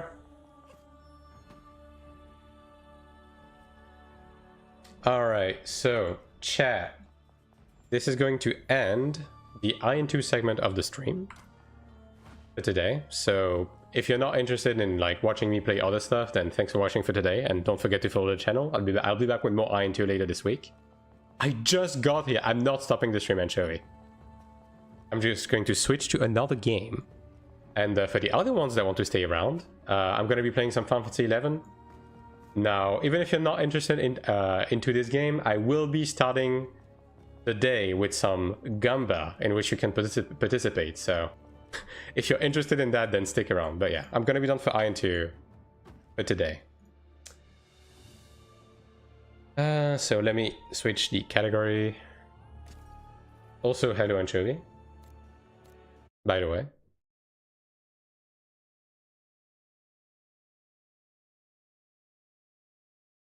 Gumbo will build my Belgian eyes. Hell yeah. Enjoy it while you can.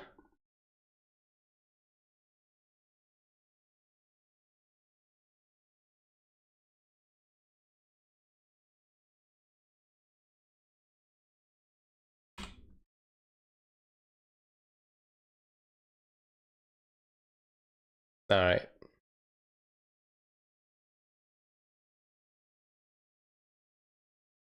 Could be updated? It is. I don't think it's going to update on YouTube because YouTube is weird, but anyways.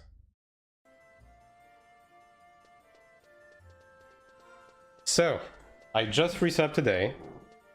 I haven't played this game in like a year. So, I'm gonna need to get my bearings back a little bit. But the monthly reset happens in 3 days, which means I have to rush out some of my monthlies, which includes some Gamba.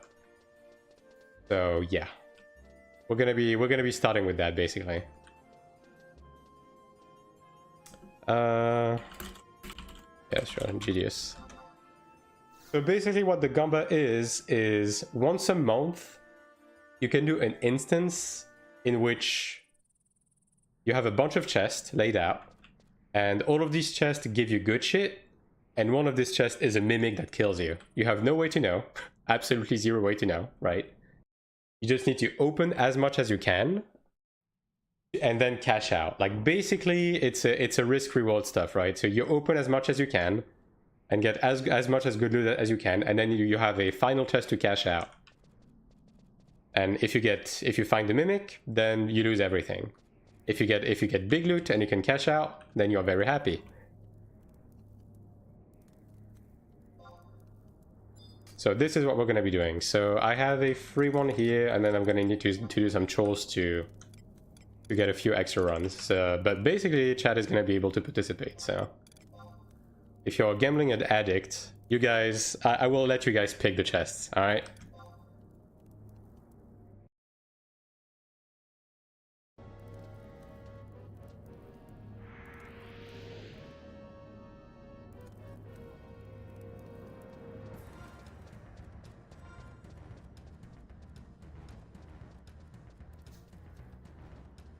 Do we have any rainbows? No rainbows. Alright. The Switch version of 14 is not looking good. Yeah, man. Yoshi P fell off. Okay, so the chest in the middle is the cash out. So this is the one we'll pick if we get some good loot. For the time being, you guys get to pick which chest I'm going to open in which order. If we get a loud thud, I'm going to cash out. Otherwise, we keep going. So, yeah. You guys say either back row or front row, and then from 1 through 5, going from left to right. So, pop off, King. It's all you. I am not making a decision today. Front 3. So this one.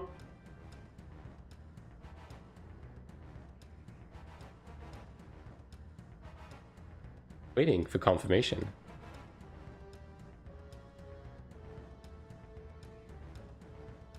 Sandy King. Alright.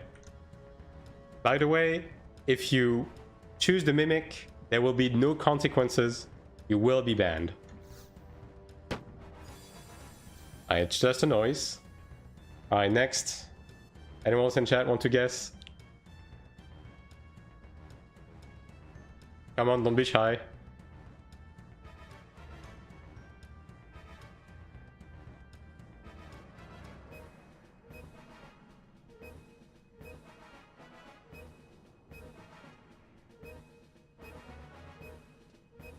Back full. This one.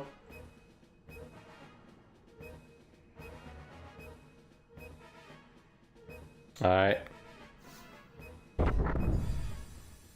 Okay, well, I'm gonna have to cash out. An impossible to gauge thud.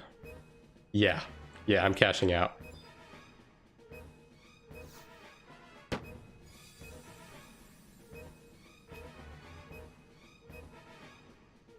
Alright, do we have a winner?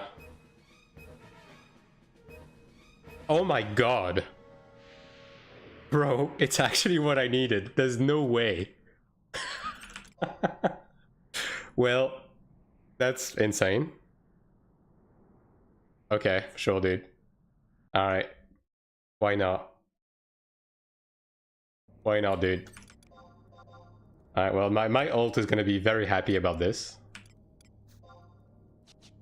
Chat stay winning? Yeah, for real, for real. Bro, it's a good thing I waited for chat to do this. Well, that is crazy.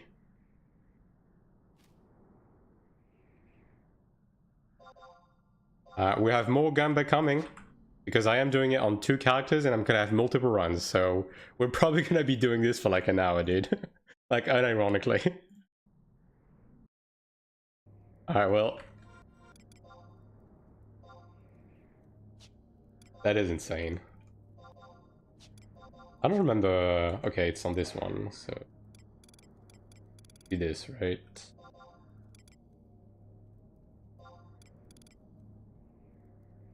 Alright, let me put it in the wardrobe.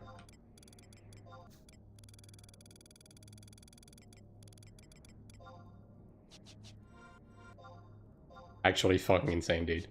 Can't believe this shit.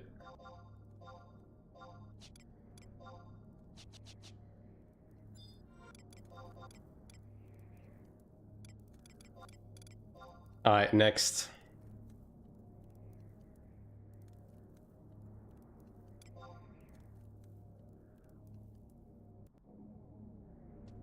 I mean, honestly, this first one is about as good as it can get.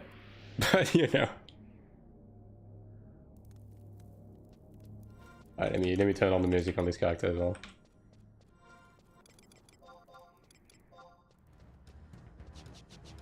Alright, any rainbows? No rainbows. Alright, back at it again. You know what to do, chat. I'm gonna turn on the lights while you guys choose. Be right back.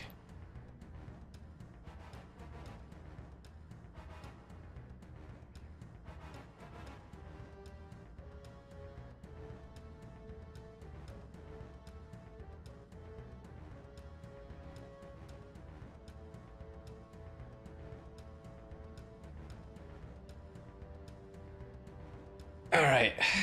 Any picks? I did my job, someone else say it. Alright, well, don't be shy, chat. Don't be chat. Again, there will not be any consequences.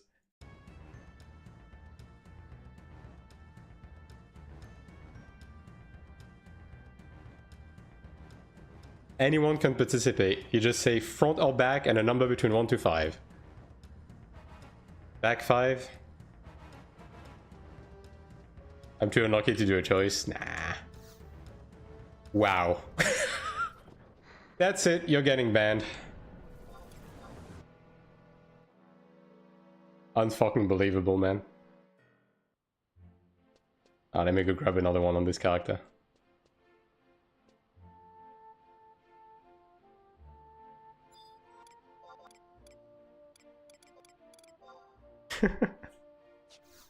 I mean, it's fine. It's just fucking RNG at the end of the day, right? I mean, again, right? We won, so...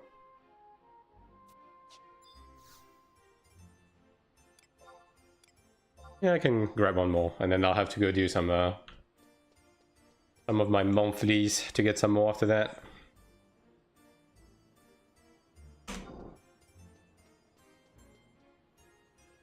I fail with 99%, yeah.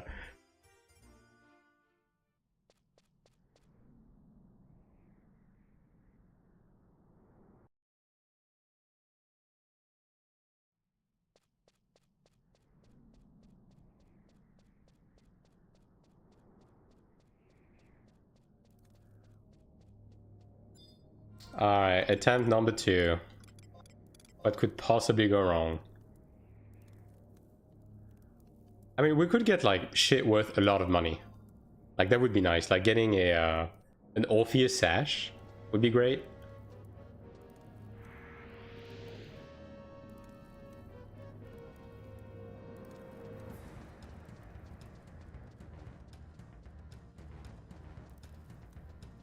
Alright, back at it again. Any rainbows? No rainbows. Alright. Go off, chat. Gamblers always quit before they hit big. Well, I guess we already hit big, but you know. We could hit even bigger. Front one. This one? I'm gonna wait to confirm. Scenery dagger? Yeah, true actually. I mean, I already have a crab cloak on my main. Yep, alright. Wow. You guys are not beating the allegations. That's crazy.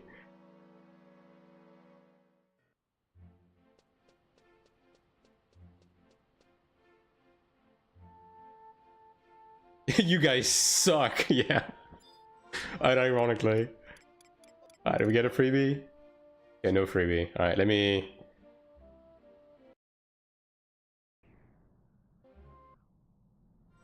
grab my second orb on this character. One more on this character, and then I'll have to do some chores to get more runs. Step back and watch a pro do the next one? Hell yeah, dude. Fucking tell him. Tell him, Anchovy.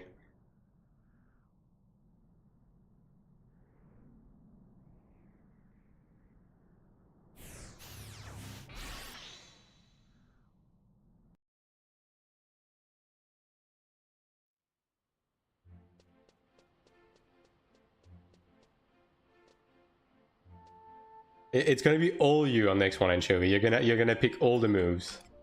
Just dunk on these kids, alright? Okay, no freebie. Yeah, got one. When does season 4 come out? July 2nd.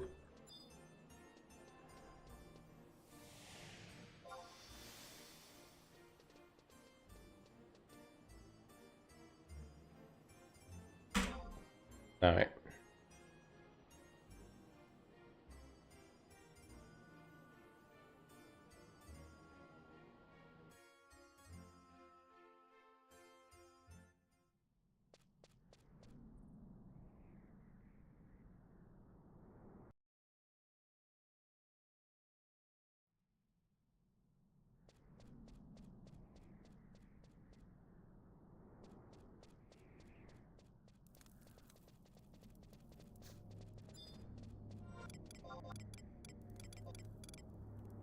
Alright. Last freebie. Well, free, you know. As free as it gets, I guess.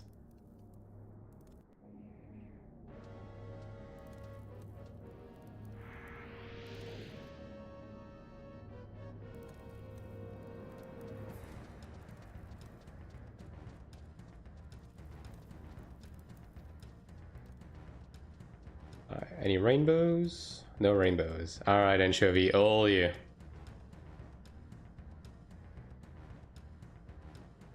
You know what, Anchovy? If you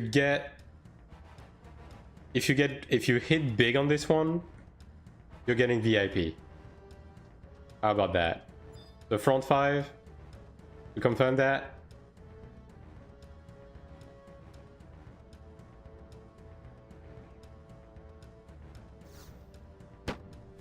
Alright, just a noise. We keep going.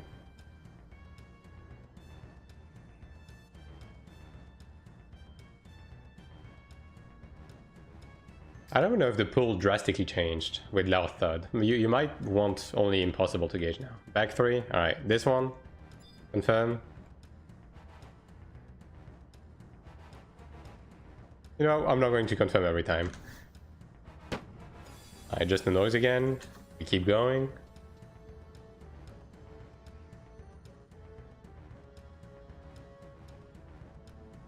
Front one. This one's dangerous, man. This one killed us last time. Alright, just a noise again. So far, so good. 7 chests left.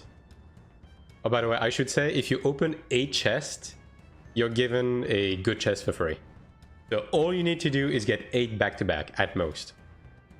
Only because the casual viewer is picking. True. Yeah. For real.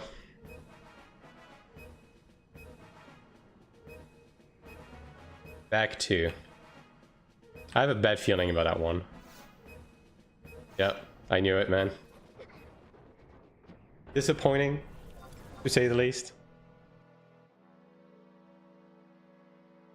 But hey, at least you provided a bit more entertainment.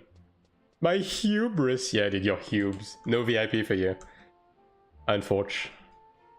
Yeah, you really hate to see the goat go out the buster. That's unfortunate. Yeah, at the end of the day, the end result is the same. Now let's see if we get a freebie back. Nope, no freebies. I do have a key though, right? Yeah, I'll use it later. I guess. Okay, let me bring up the wiki because I fucking forgot, dude. Peculiar foes, peculiar foes.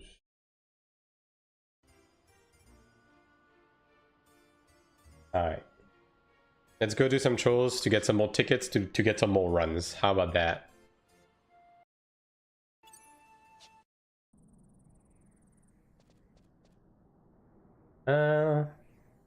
Yeah, I mean, I guess we'll go to markets. Yeah, sure. You go to Wajam anyways.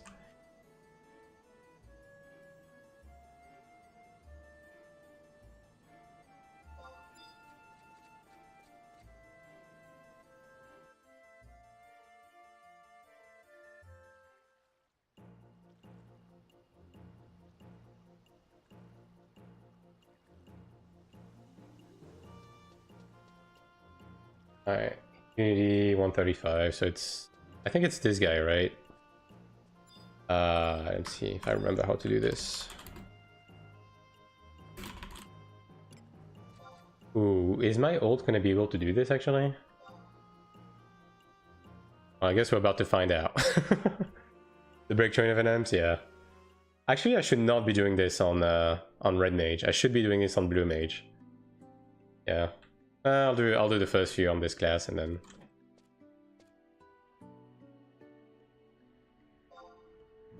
And then we'll figure it out.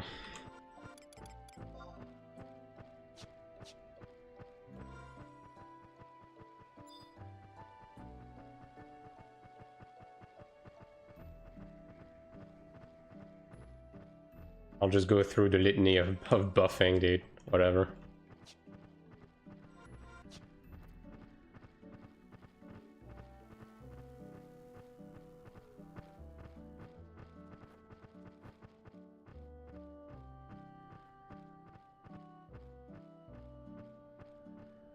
But yeah, basically you can do a couple of monthly quests to get tickets to get more orbs to do this. Like more entries for this. So that's what we're gonna be doing. Shouldn't take too long. Gonna give us like... How many is it again? Like 15, right? Yeah, okay, it's 15. So... with the extra tickets that I have, it's gonna be like 6 more attempts. 6 more gambas at the end of it.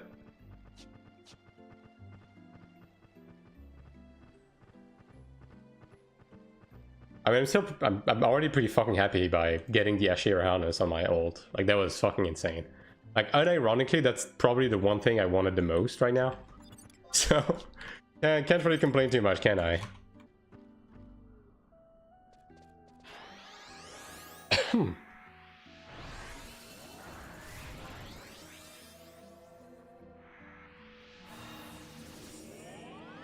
I'm not gonna do this every time. I'll just switch to... which mob is that? That's fine. I'll switch to Blue Mage after this.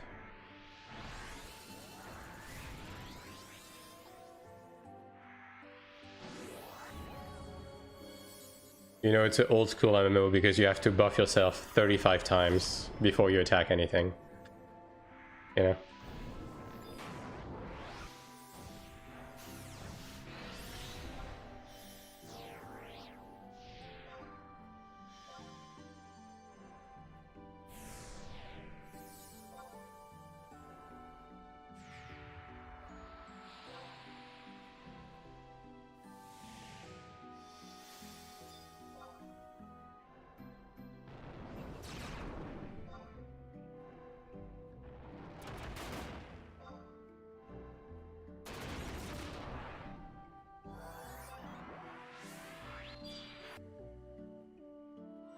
Resolution looks scuffed. That's just... This game, okay. The thing that you do have to keep in mind with this game is... The native game runs at 30 FPS on a CRT resolution.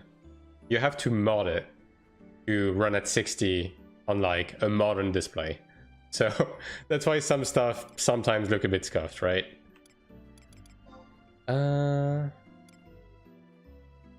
It's this one, right? It's in the monthlies. Oh yeah, it's this one, right?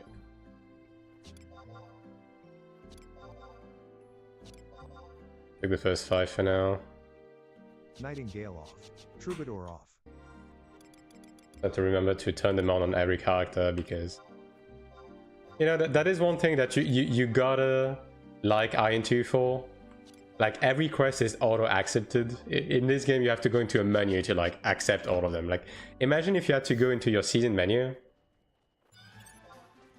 every single time you want to accept a quest. That's basically what you have to do in this game.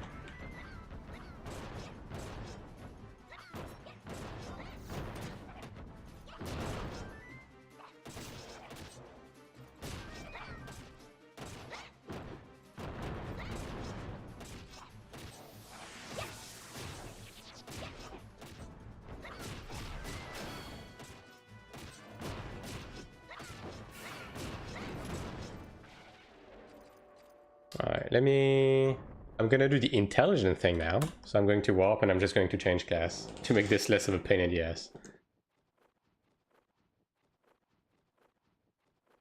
I guess I can just go sub Black Mage actually. Yeah. Play Gunbreaker, unfortunately. Well, unfortunately, this game doesn't have Gunbreaker.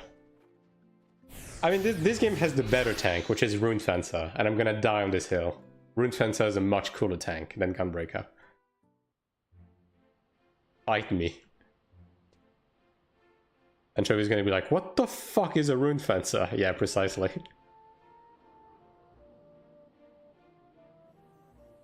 The next one is gonna be Void Watch. Yeah, I'll go back to market. It's 2, right? Yeah, I think it's 2. Not me googling, not Rune Fencer. I'm gonna help you out, Anchovy. If you get confused about anything I'm talking about in this game, you go on the BG Wiki. Yeah. Just look for anything I'm talking about in this game on that website. So just keep the website handy, you know?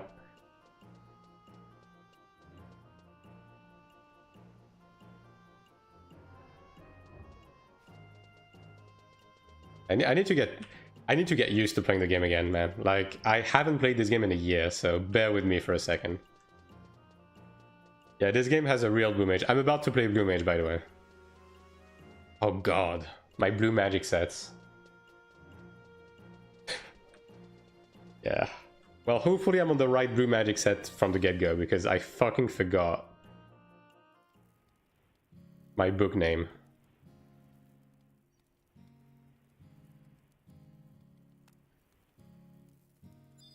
And then our real job, yeah. Yeah, I'll go sub Black Mage as well. Escape and all that good stuff. That's Black Mage, there it is. Okay, I don't remember which one was the set of my Blue Mage skin, actually. Not this one, not this one. Could be this one? No, that's Red Mage too. Is it this? Might be this. No, that's Red Mage too. Okay, that's this. 87? Yeah, there we go.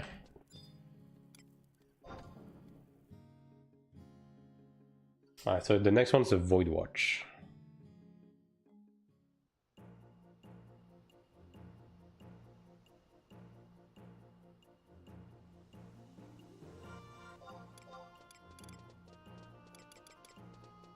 I guess this, right? Yeah.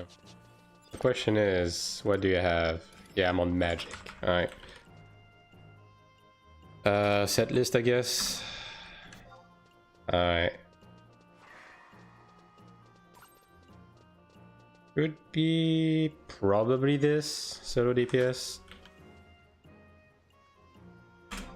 I need to set my blue magic spells properly, so give me a second before we change zone.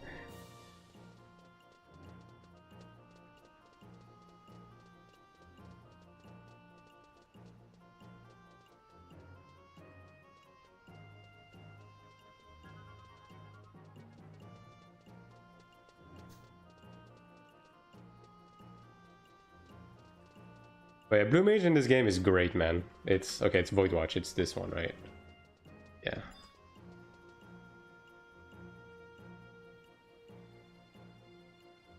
Mount Island. Okay, the question is my ult gonna... I mean, I guess actually my ult is a general. Because I did make a mythic. Wait, what the fuck do you mean I'm not able to teleport? Why is my ult able to teleport but not me? What is that about?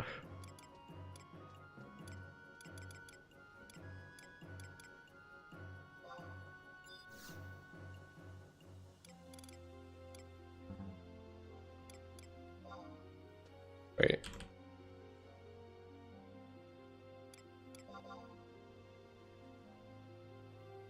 Okay, this character just doesn't have inner knocked. Okay, I'll have to see why that's the case. I guess I can just teleport with this, probably. Yeah. Should be 135. Should be close to it, right? As far as I remember. I mean, worst case scenario, I'll just go through White Gate. That's weird that this character can't go. Bro, this character has multiple mythics. Like, what are we doing? There's no way this character is not able to teleport, dude. God, I'm gonna have to move with both characters separately, though. That kind of sucks. Yeah. Oh yeah, that's the wrong area. Like, straight up. Okay, you know what? I'll just go through White Gate. Do they still release updates for this game? Yes. Very sporadically, though. This game is very much in maintenance mode. But that being said, like, the way... Okay, the thing that's nice about this game is... It's a nice... like... background MMO, you know what I mean? In the sense that... the way this game works with its progression and its updates... You can essentially work on stuff, right? Drop the game for a year, come back and pick up where you left off. And your shit is not irrelevant because the game is purely horizontal, right? Like when they add new gear and everything, it's usually just side grades or like barely upgrades to other stuff. And the game is very like multi-set and multi-class centric. So you always have a thing to work on and everything you do remains relevant forever. A bit like Guild Wars 2, kinda, yeah? So that's why like it's nice to just, you know, every now and again, you pick up this game, you pick up where you left off on stuff that you were doing, and you just keep going, right? And then if they added new stuff while you were gone, then you do the new stuff too.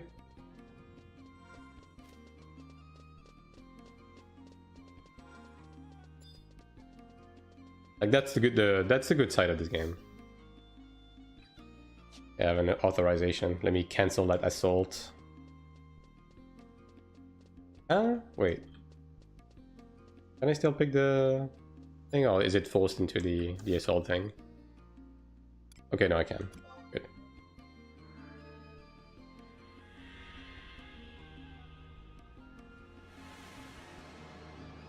I'm gonna have to reunite it with my ult now. That's gonna be a bit of a headache.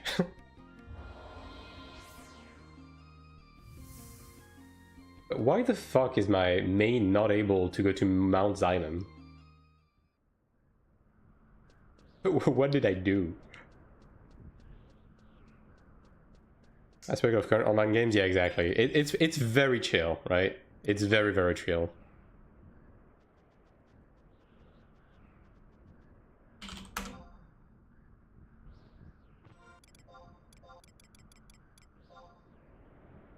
Yeah, I'll just reunite, I guess. It is, as far as I remember, it's down there, right? I'm gonna have to go over there.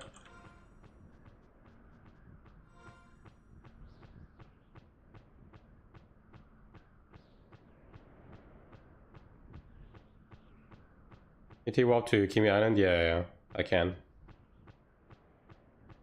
It's specifically the Void Watch. It's the Void Watch warp that I'm not able to do, which is weird because I have done more Void Watch on my main than I have this character. And both of the characters are general, right? Because both of the characters have done mythics, so there shouldn't be any restrictions. So I don't know. I probably just fucking forgot to do something. Like, I'm just gonna assume I used to only use the Wide Gate portal to go over there. Yeah. I'm just gonna wait here.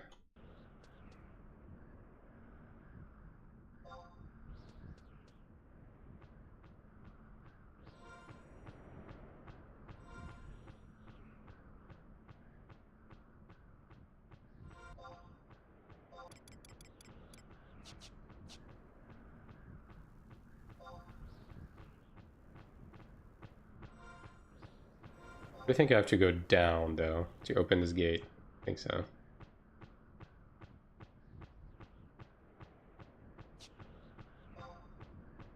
Okay, let me just double check, because it's been a while since I've been here.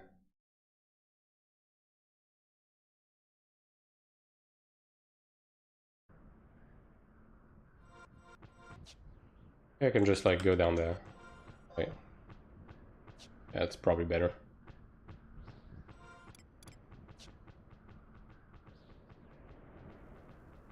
Actually, that's probably why they recommend the Void Watch TP. Yeah, that makes sense.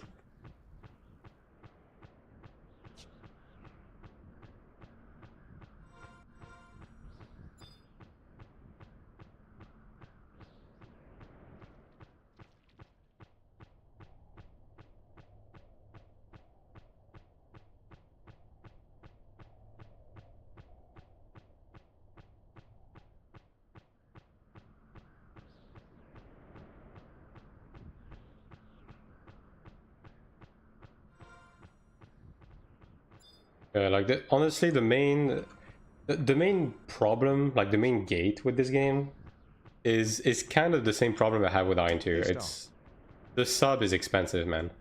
Like, especially if you get into endgame, and especially if you start multi-boxing to, you know, be able to be more comfortable by playing the game solo and stuff. Like, yeah. The sub's expensive, which is crazy. Like, for a game like this, as old as this, it's kind of crazy that the sub is that expensive.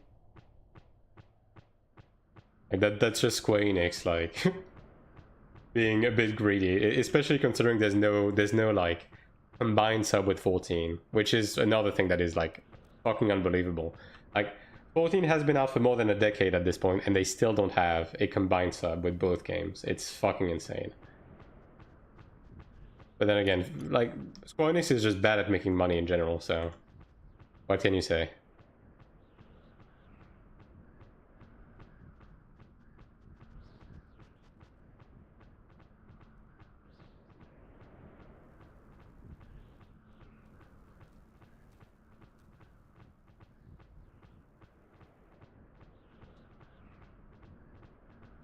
I actually updated the map with a peculiar foe mark.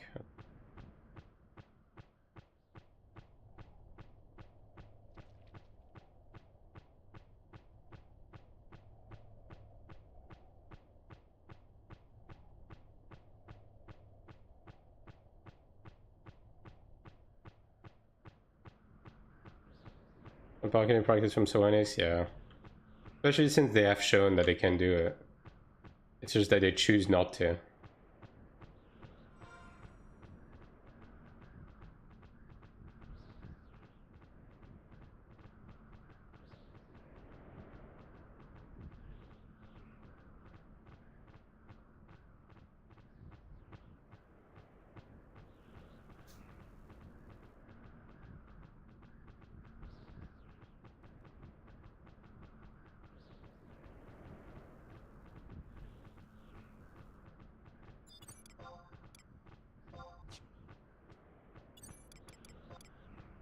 I'll just do Mombaro and Sylvie. Oh yeah, you can level up your trust now, by the way. Quickly looked into it when I logged in. Crazy stuff.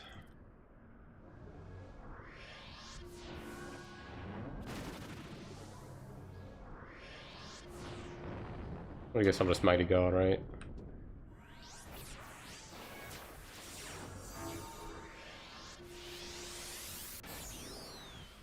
I have an attack buff too, right? And this, I guess.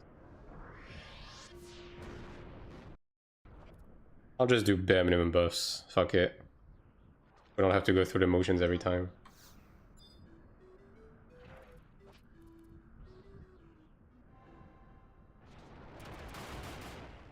I don't have the wrong book set.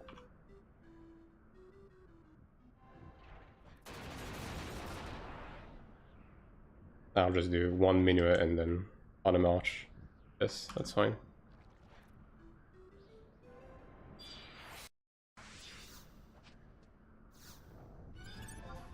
Blink off.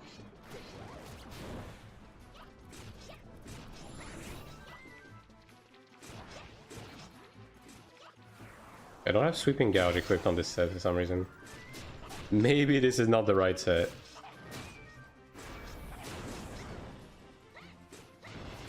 Bio. Where's Expiation? There it Bio is. war.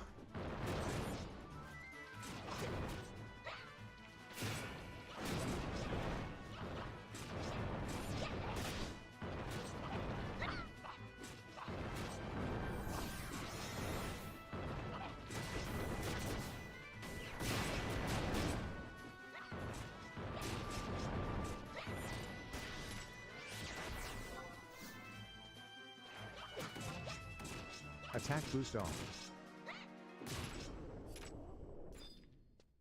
Alright, what's next?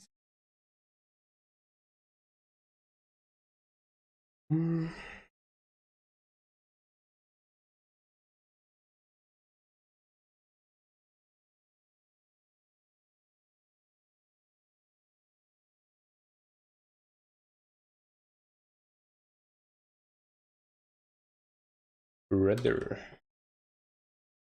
There we go.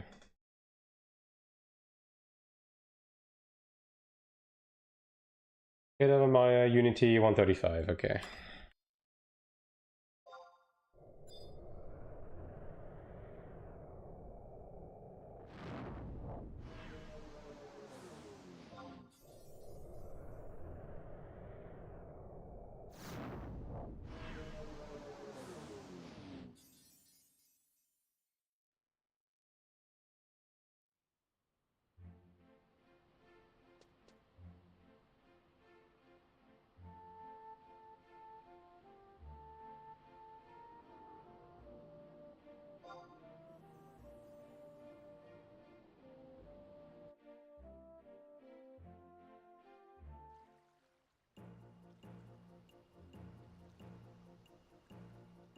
Yeah, I mean, this one is the Chimera Island, actually.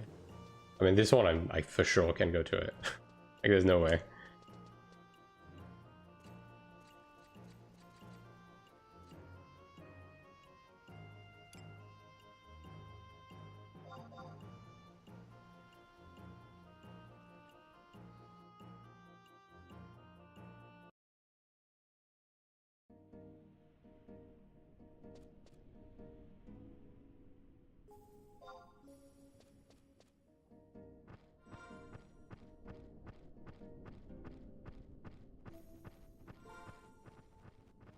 I believe it's bottom top right. I think so, right?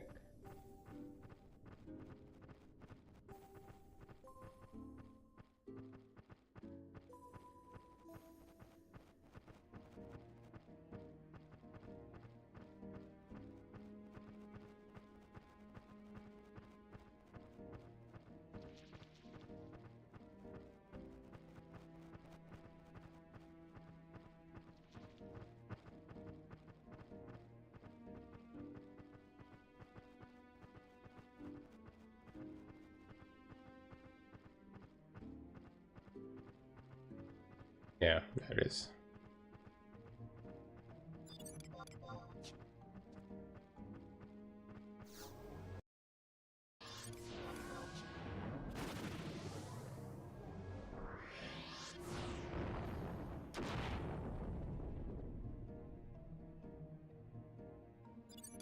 Yeah, I don't know about that blue magic set. Probably not the right one.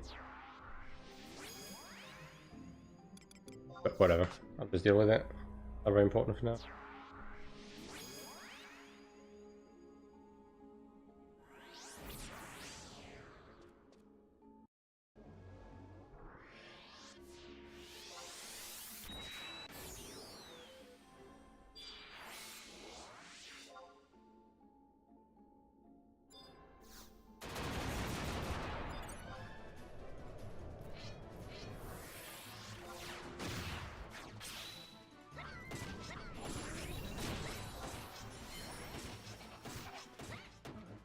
Stun war.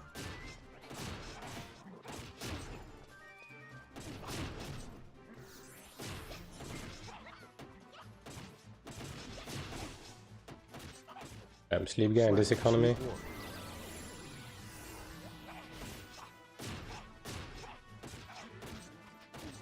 Did you really fucking sleep Momboro? Or is Momboro just not waking me up?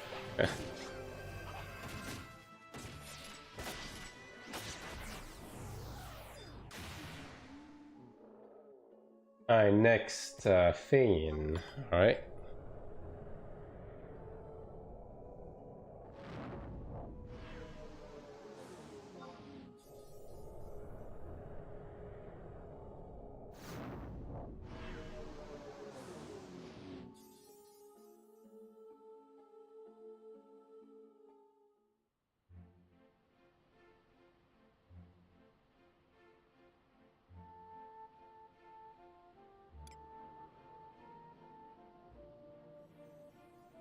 Escape.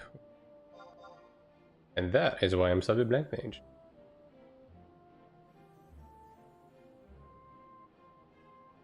Isn't escapes cast time fucking long though? Whatever.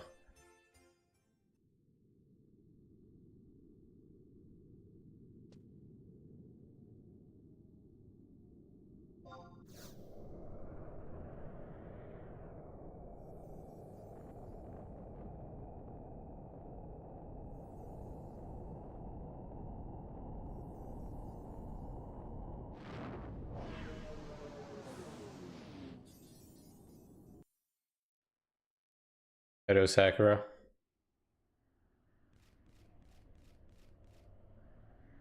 Got up at the best time. Isn't it fucking late for you? Isn't it like 5 AM or some shit? My eyes. Yeah, the snow is a bit rough in this area.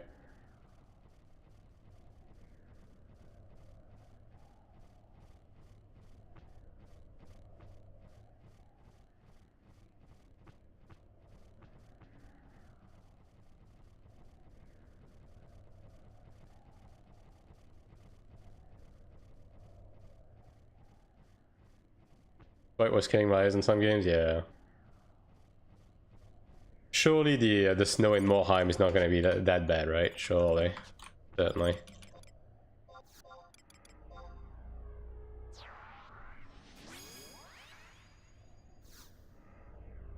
AION2 looking real bright today, hell yeah. That's the Unreal Engine 5 Riz right there.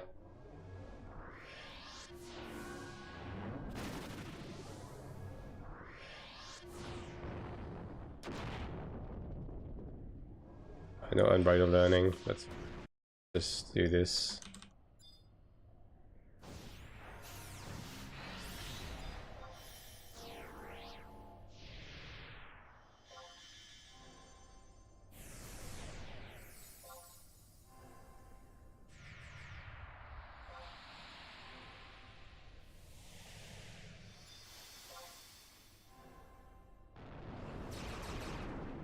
Top graphics right there, that's right. I mean, hey. For like a 2001 game, it's not that bad. Alright. Explain, Mr. Streamer, what's going on here? I am doing monthlies to get entries for a gambling minigame. Just as God intended. It's Unreal Engine 0.5, yeah. Was Unreal Engine even a thing when this game came out, actually? Like, unironically?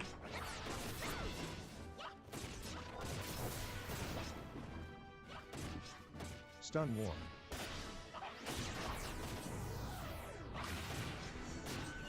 Yeah, that's what I thought. I don't think it was.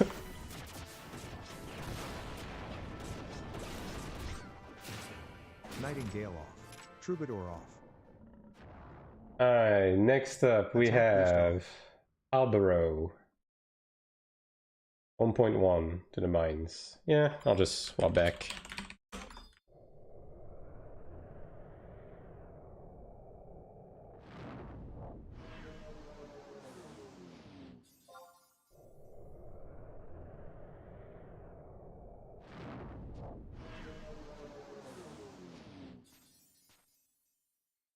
Wait, I'm just doing some monthly chores right now because I just resubbed today and the monthly content is resetting in 3 days.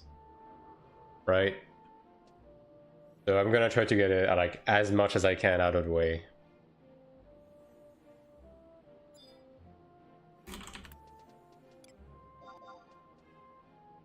Apparently 1998. What, Unreal Engine? Like the first one? I mean, I could see that. But I mean, this is like, this game was developed in the same era as Final Fantasy 9 and Final Fantasy X. And like, don't quote me on this, it might be using some sort of like modified engine from Final Fantasy X. The first Unreal Engine? No, that's crazy, actually. So, you know.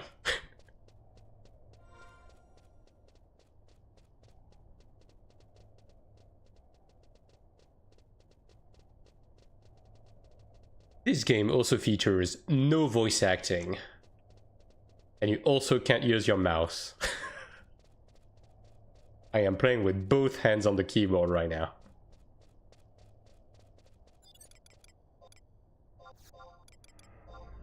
And if you think that's a joke, think again. You move with the numpad. And I'm not kidding.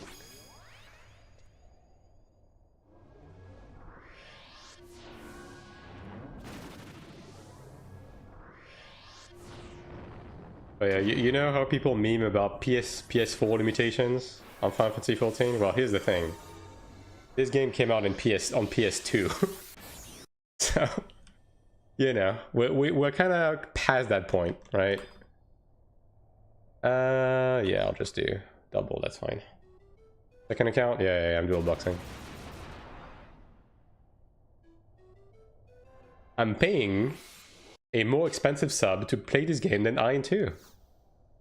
And again, if you think I'm kidding, I'm not.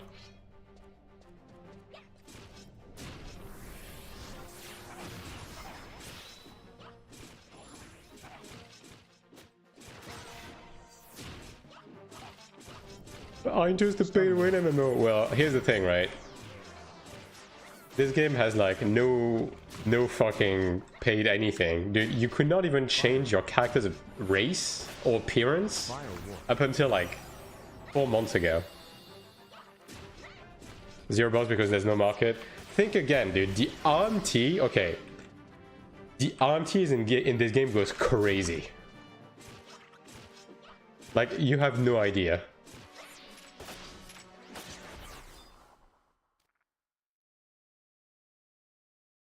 Alright.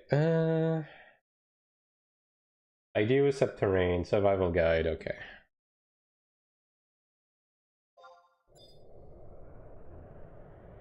Yeah, the RMT in this game is crazy because, okay, this is an old school MMO, alright? And if you ever played an old school MMO, you would know that they were built by very gullible and well-intentioned developers.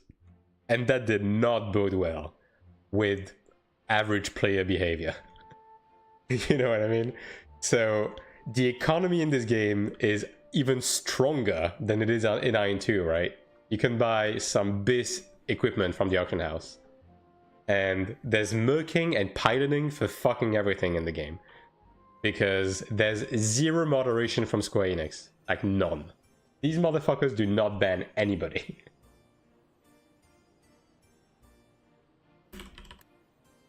So, yeah.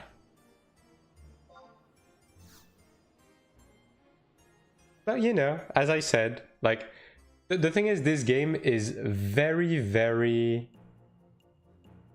welcoming to people who just like want to play solo or with just a couple of friends. And if you just want to play solo, you can just multi-box, right? Because this is a game that makes multi-boxing very prevalent because the combat is a bit slower and everything, right? So like this is a nice game to pick up and play and then drop whenever you want and then pick up again whenever you want, because like the progression is purely horizontal. Idea was subterranean, okay. So like basically I stopped playing this game a year ago, right? And now I'm picking it up again and I'm able to pick up where I left it off. And I still have endgame gear, right? So I'm able to just keep going what I was doing, and then... do I not have oils? I guess I'll just... Like, I'm able to just, like, keep going where I left off, and also, like, there's a couple of, like, new things that were added that I'm going to explore as well, like, all throughout, because, like, this month leading up to the release of Season 4 is going to be very chill, right? There's not much to do. On AION2, I'm just going to log in, do my weekly dungeons, go back to Cleric when we even get around to that, right? And that's pretty much all there is to it. I think I just bug left here all the way throughout. I think that's what it is, right? I think so. 7. Let me just check what is E7 actually. Okay, it's top left, so yeah, just hug left. Arthur's still stuck in prison? Yeah. He's gonna be for a couple of days. So the world first was claimed today. The new ultimate fight by a Japanese group, and a couple of groups are getting really close. His group, I believe, is on the back end of phase 3, so I think his group is gonna need like probably 1 more week. Could be a bit less depending on how much they lock in, but it's probably gonna be something around that.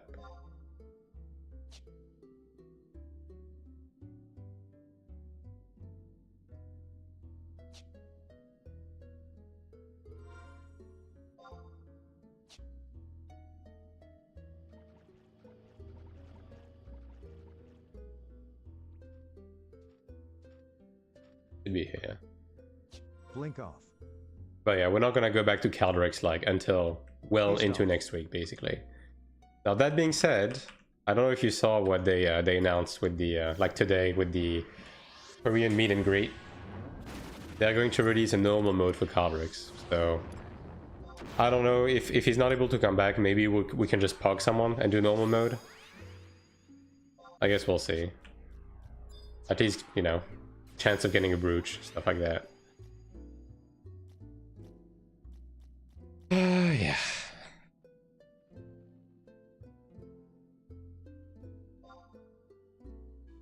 It's a good move? Yeah. I mean, I said, right? Like, I've been saying since the release, they don't need to nerf this fight. Shell off. They need to, like, add a normal mode and add the mini-boss box back, right? And lo and behold, that's pretty much what they're doing. Not the box left, but at least they're doing normal mode, so, you know. I'll do next 5. Pangea testing grounds? Yeah, kinda. It kinda reminds me of... I don't know if you remember, Kieran, the Pandemonium Invasion. It kinda reminds me of how that was structured, like the way they talked about it. But like a PvP version of the Pandemonium Invasion, basically. Because it's 200 v 200, and you go from boss to boss to an end boss, right? Which is basically was with the point system. So yeah, it sounds pretty similar, for sure.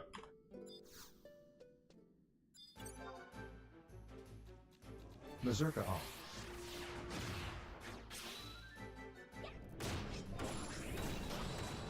Berserker off. Get mad by being more efficient. Yeah.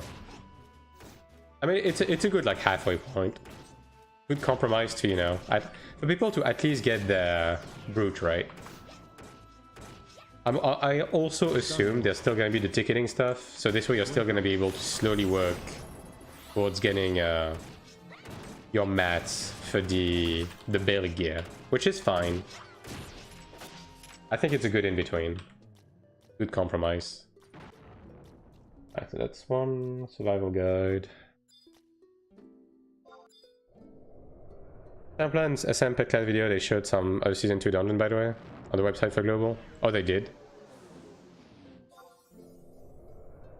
Because they showed a bit of Season 2 stuff.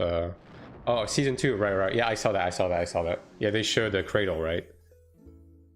But I mean, based on what they showed on the Global website, we know it's going to be Season 1.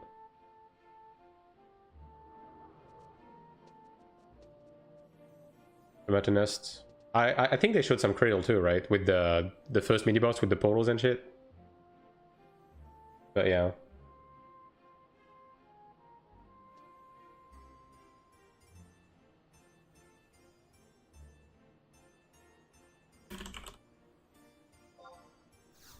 Around 9 at this type of normal hard endgame went for well for years. Yeah.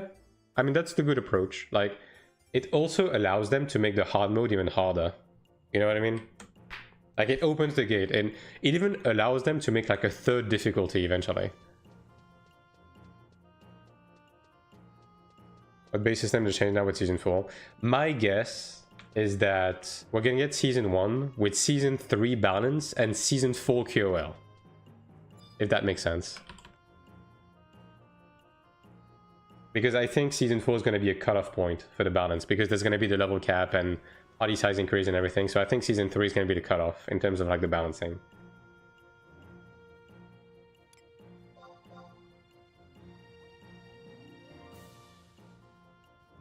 But I mean, we basically know we're going to get Season 1. Because like the teaser website for Global has the first 4 dungeons as a teaser. So Dropner Cave, Prow Cave, High Temple, and Ferocious Horn then. But basically, like the website mimics the Season 1 Korean and Taiwanese website, right? Basically. So that's probably what it's gonna be, right? 6 people group size, I can see them changing lightning on. Yeah, that's why I said, right? QOL is gonna be Season 4. So stuff like, you know, UI updates and like stuff like that, right? Is gonna be from the latest season. Balance is gonna be Season 3. So 4-man groups and the Season 3 balancing and class. Because Season 4 is gonna be a cutoff. There's probably gonna be like some sweeping changes with the balance, probably more skills. There's gonna be a change to the group size and everything, right? So yeah.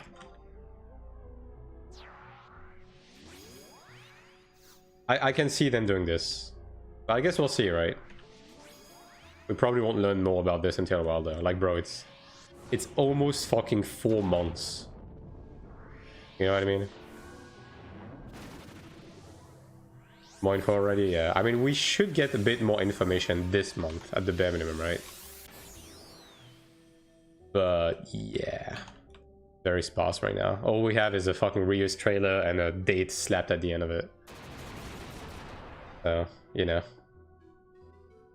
After Season 4 shit maybe announced? Yeah. Berserker off. I mean, surely... like, the floodgates are going to open once Season 4 stuff is announced, right?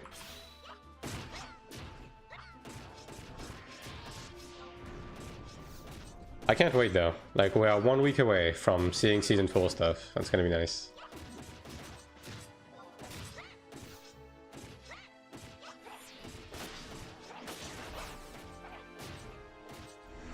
Stun Wall.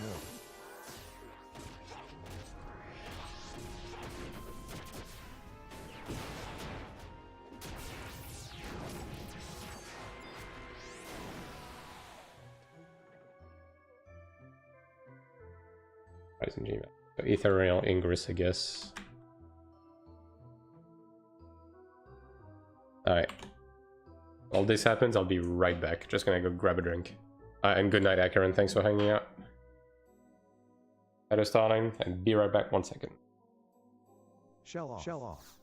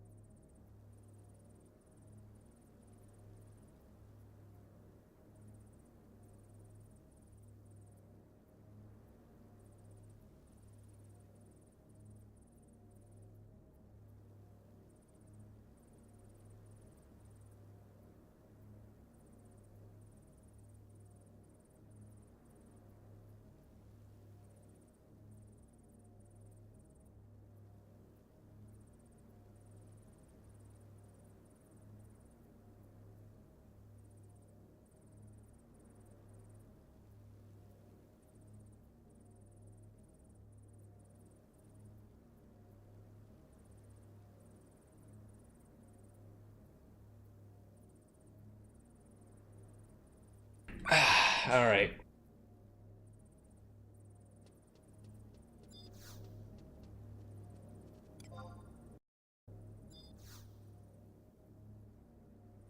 I have a question for you for AION2. They removed Cleric authorized, I didn't find anymore. Yep, they did. I mean, the self-res situation on Cleric had a bit of a troubled past, but yeah.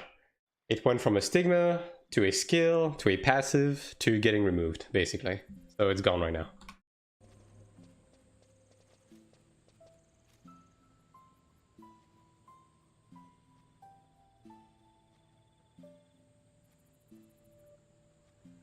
That said, I do hope they eventually bring it back, because it's kind of shitty without it.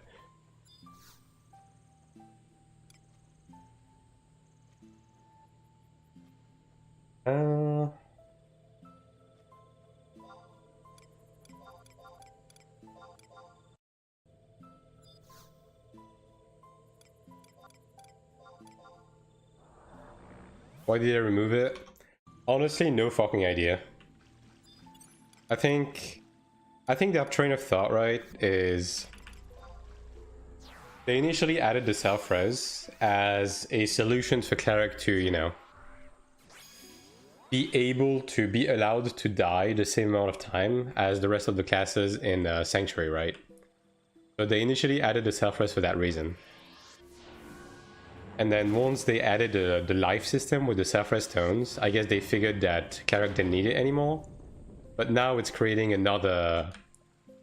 Like, it basically created another imbalance, because now Cleric, yes, you can self-res with stones, but because you have the resurrection spell, you can allow other classes to never use stones in Sanctuary, but you yourself are forced to use stones. And we saw that firsthand with the new Sanctuary, right? Because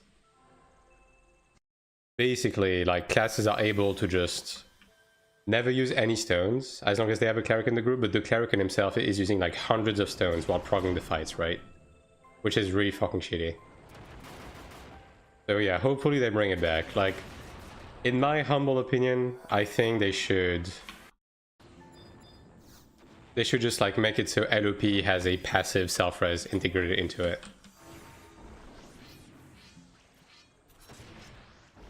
So this way, when you have LOP active, you and the rest of the group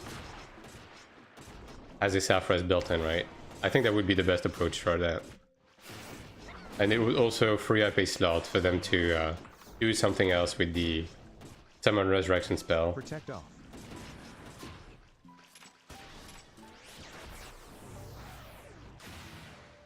Alright. Western Altar. Not so bad, yeah. I mean, they haven't really known what the fuck they're doing with Cleric. Especially as of late, so... Hopefully Season 4 is going to be a saving grace for us. Anyone that released a stones, yeah. I mean, that was really evident when I was doing the Caldrix prog, right? Like, basically, the people in my group, I was just rezzing during the prog, so they barely used any stones, and then after prog they were like, oh, I still have 300 stones. And then me as a Cleric, I actually ran out of stones by the end of the prog. Which is not a good thing, right? So yeah. Okay, Unity Warp.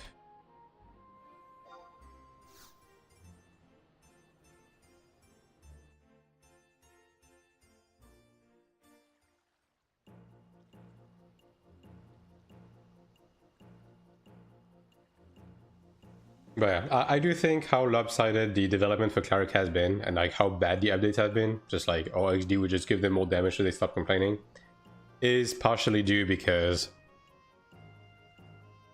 the way they've been doing updates has been very much player feedback based, right? And I just think there's not much feedback happening from the Cleric side in Korea. Because there's not really a lot of prevalent Cleric content creators on the Korean side. Like, long story short, most people that play Cleric in Korea are just like uwu pocket Clerics, you know what I mean?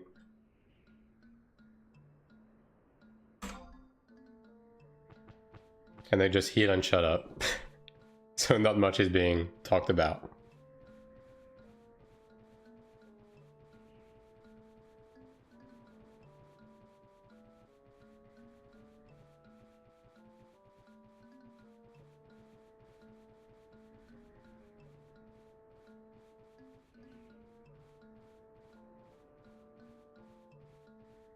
Supposed to be. Maybe someone spawned it.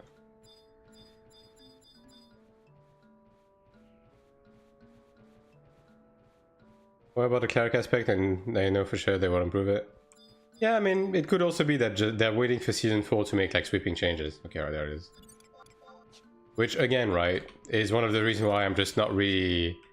Like, I talk about it, but I'm kind of waiting for them to reveal season 4 stuff before I start being very vocal about it.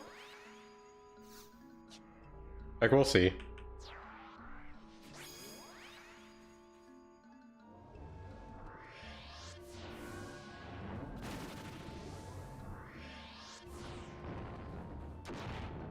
One day Blue Mage will have boss that lasts for more than 50 seconds. One day.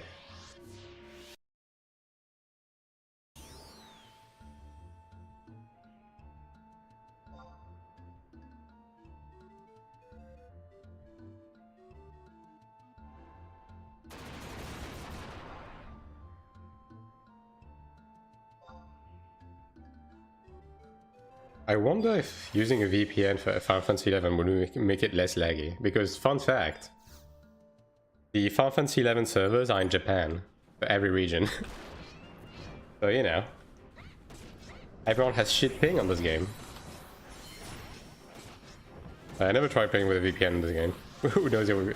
I mean, you know, the netcode is not the best anyway, so I don't know if it would help, but maybe. Link up.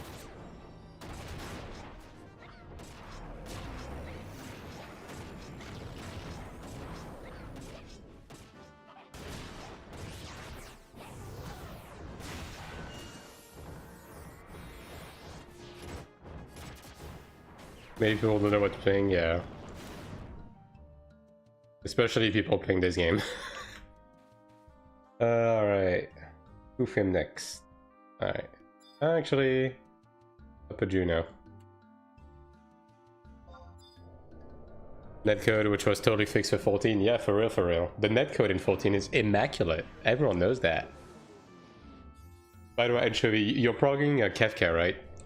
Have you seen the clips of people just running through the directional pads on phase 1? Instead of getting teleported because of the, like, a server tick? Yeah, just, you know, immaculate Final Fantasy 14 stuff.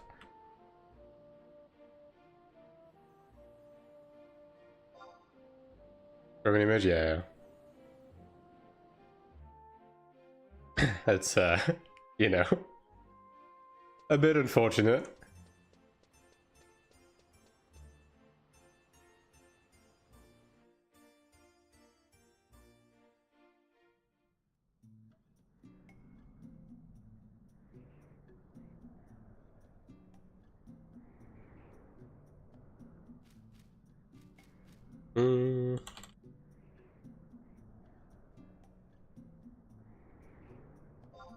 Many times I'm convinced someone who got the confused debuff is about to body me and just teleport away all of a sudden. Yeah, yeah. The fucking server take, man.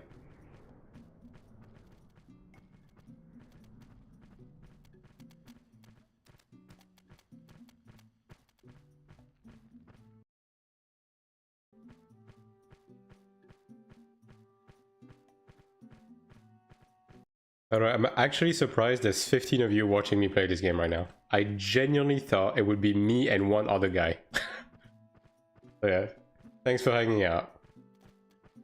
It's nice to, you know, take a bit of a break with AION2, you know? Just do a bit of variety, a little bit.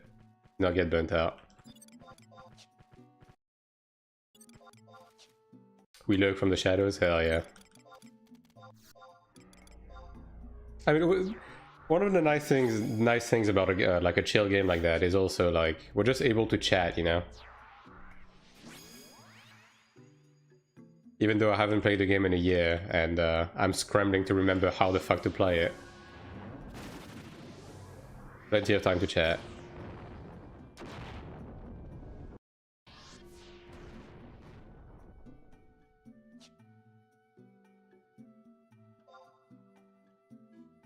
Yo, broken arm.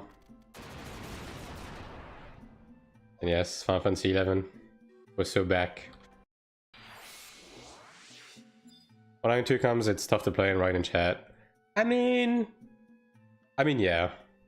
For you guys, yeah, like I don't have much of a problem with interacting with you guys, even when I'm playing AION2. I mean, I think you saw him.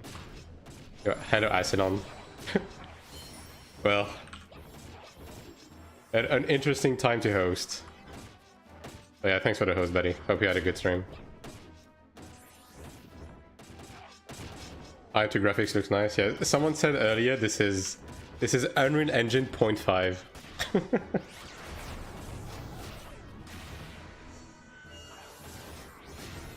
That's a pretty good way to look at it.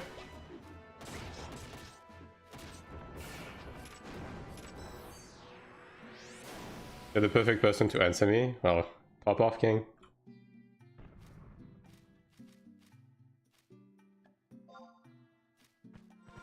Go ahead. Shoot your question.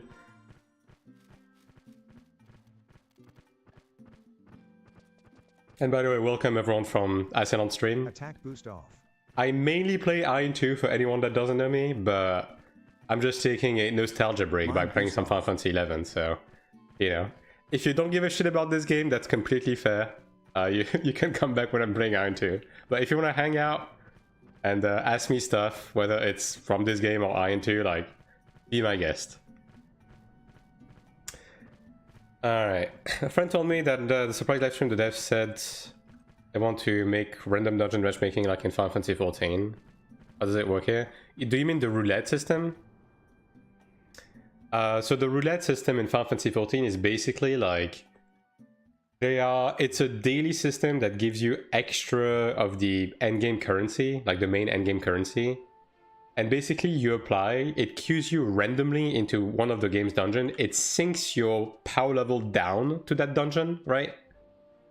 And it just gives you like, you know, if you're on a new class, it gives you more XP. If you're on an endgame class, it gives you more like currency, right?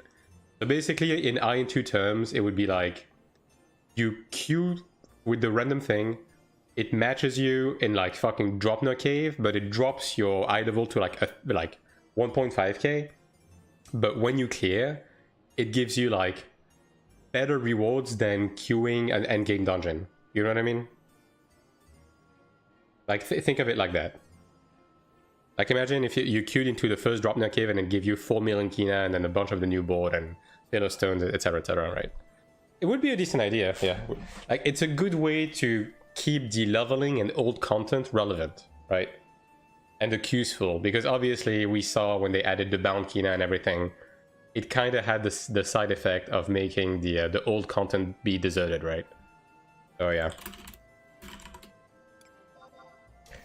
You play some X-Finder in dungeons? Yes, exactly. Which is starting to be a problem now in 2, yes. Alright, cheers, Asinon. Yo, by the way, before you leave, didn't you want to do a podcast after the summer game stuff? I'm saving you? Alright. Just let me know when you want to do it. I'm saving for season 4? Ah, okay. I mean, I'm free whenever, right? So just let me know. I am always available for stuff like this. I don't mind. But yeah. Cheers, GG's, and thanks for the host. And again, welcome to everyone. You choose Mithra? Yeah. But yeah, like definitely a random roulette system would be nice in this game, yeah. Because new players are definitely suffering from, you know,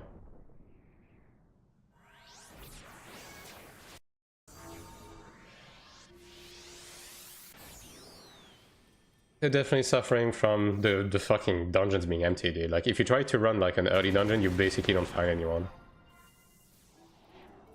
So it wouldn't be a bad idea. Right, I need to take new quest.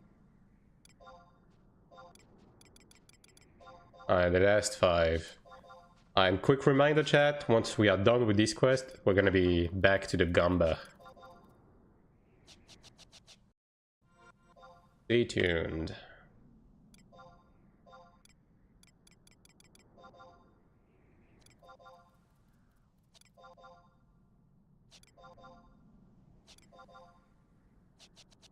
I still can't fucking believe I got the Ashira harness, dude.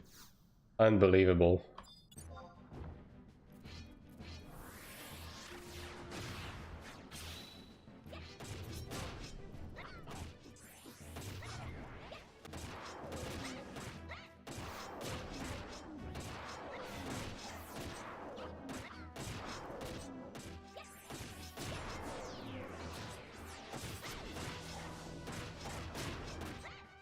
Stun more. Attack boost off. Blink off.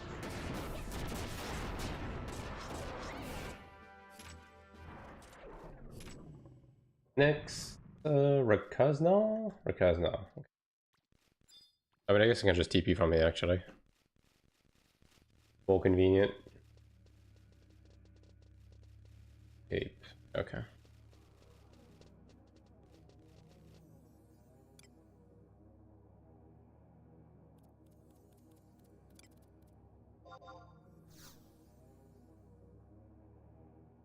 Farm the worms, yeah. Kufim was the level 20 leveling area back then. You would farm worms here.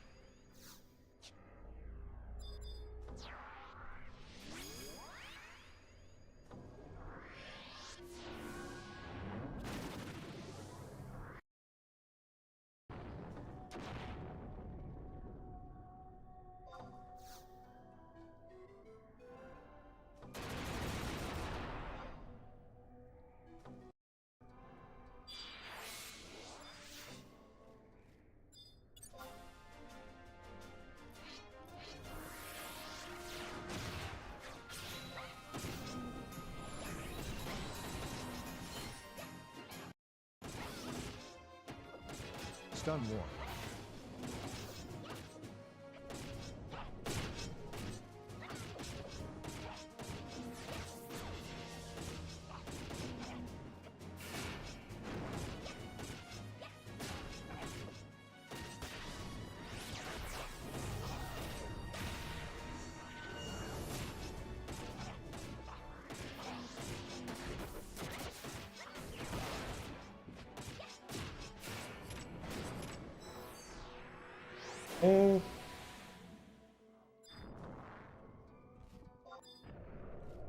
Alright, 3 more. I mean, most of them are pretty fast anyways.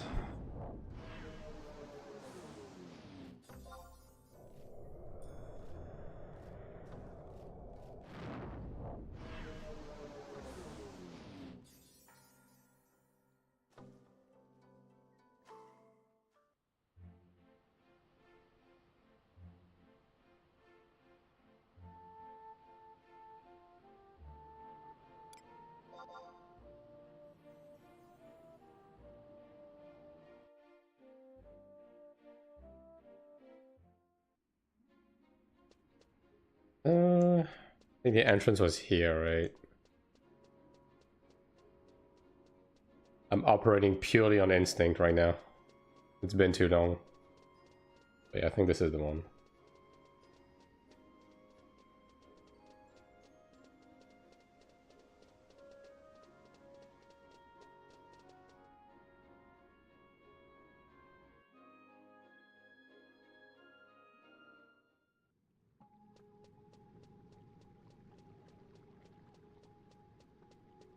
Question is, can I do?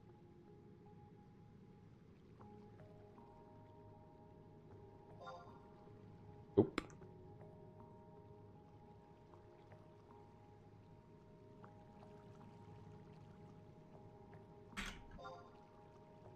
Yes. All right.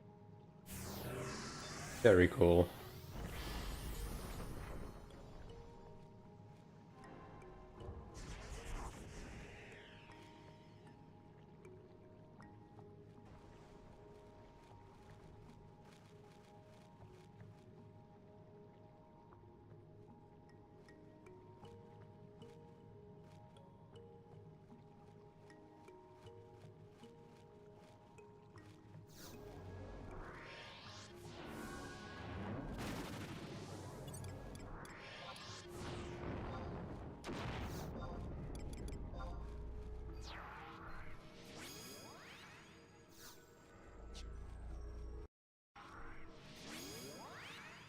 Just thinking about it, actually.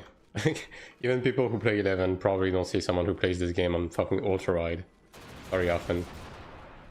It's crazy to me that the widescreen mod actually works for this, honestly. Pretty cool.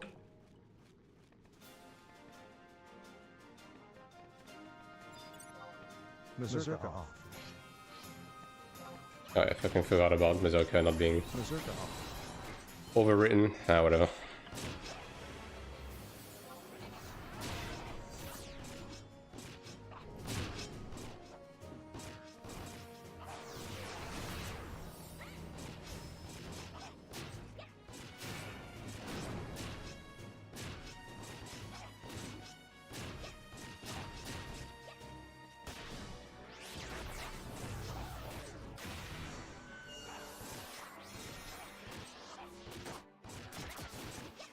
Stun war. Bit too early.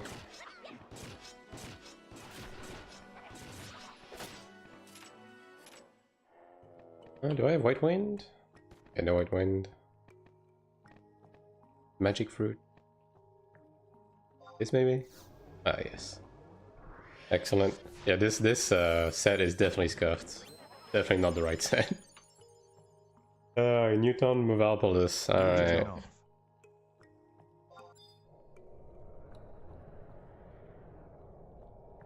I have to figure out my Blue Mage situation at some point.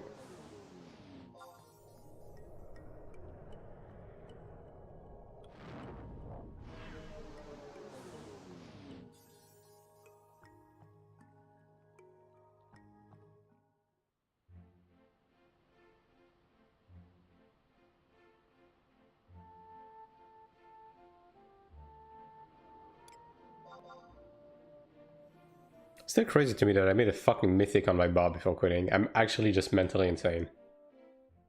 Why did I do that, dude?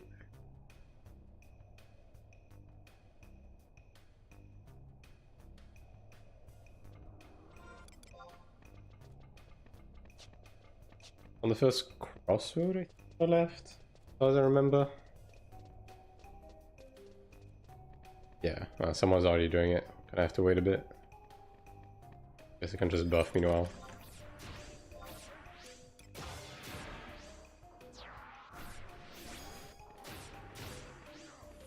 Look, chat, other players.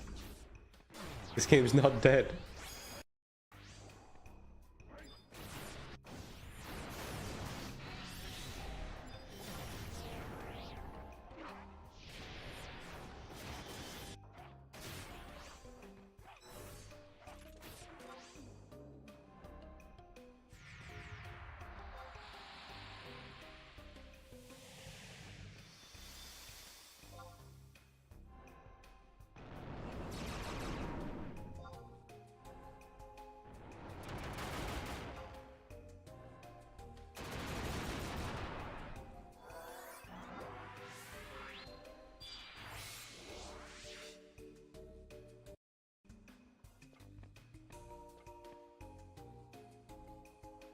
Combat in this game reminds me of Cabal Online if you played. The name does ring a bell. I can't say I've played though. Yeah, this game is like... It's as close to like turn-based as you can get in an MMO, honestly. It's still pretty intricate, right? It has a lot of interesting like subsystems and everything that, you know, maybe don't seem obvious at first glance, but yeah, it's an interesting one for sure. So what did back then? Passive operated, had success. I mean, same for this game, right? I mean, fuck, dude. Troubadour off. You want to know something that's pretty sad, Rolex? I'm about to blow your fucking mind. So this game, this one, is like fucking almost 25 years old at this point. Square Enix, the publisher, has virtually abandoned the game. Like, they still do the occasional, like, you know, update, but it's not exactly, you know...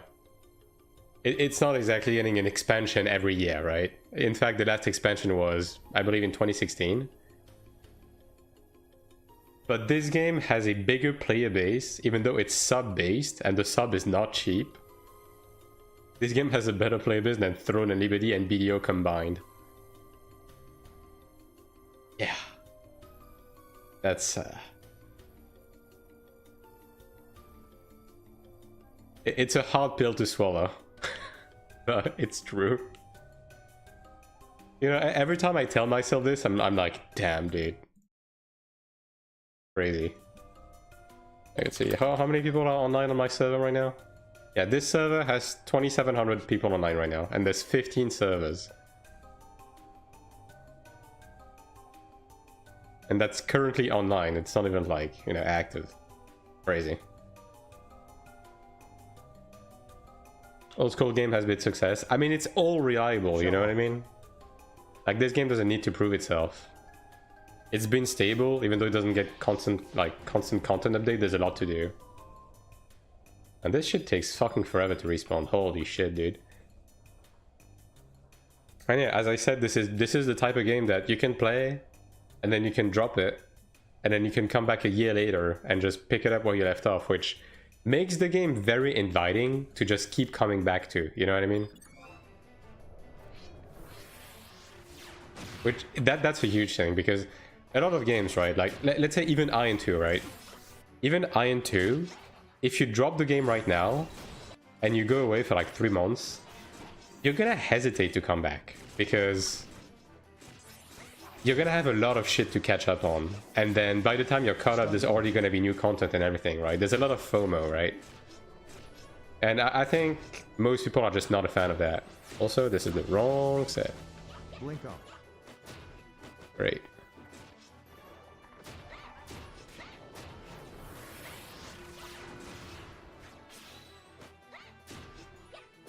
It's a great game, yeah. Also, this is like just a really solid game all around, right?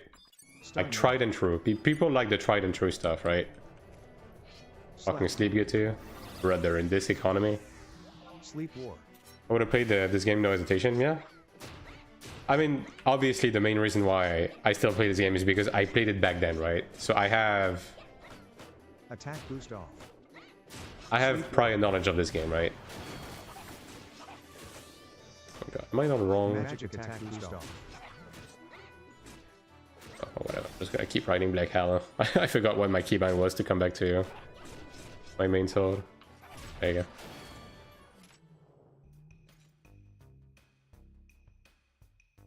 What the fuck is my... I'm surprised actually it's on this. You know, whatever. Just manually equip it. I forgot what I was doing to go back to my T-Zona. I'm gonna be dead ass. Kind of like how people still play old school RuneScape. Yeah, kinda. I mean, at the end of the day, right? Like RuneScape is essentially just a spreadsheet with like a video game skin on it. This game, Final Fantasy XI, is a spreadsheet with a Final Fantasy skin on it. So, you know.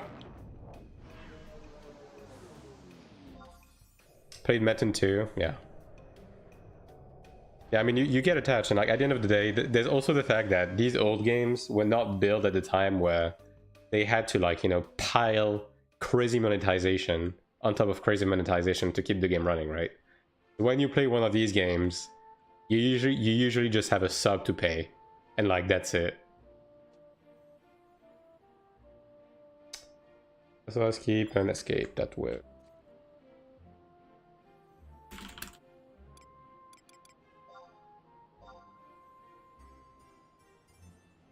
2007, yeah, I remember Metin 2, yeah.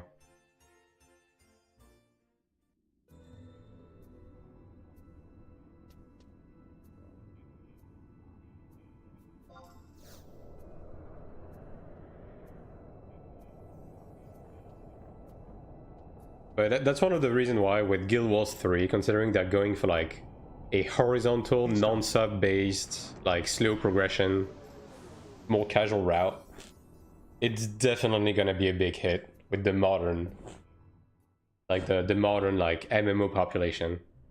Because that's one of the reasons why 14 is so popular, because 14 is the type of game where like there's barely any content update, and when they drop, that's the relevant content update for like a while, like 6 to 9 months, right?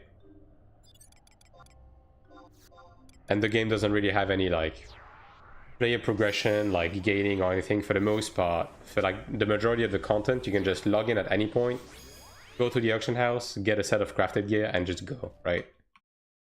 And that's definitely one of the reasons why 14 is like really popular. It's just more accessible, right?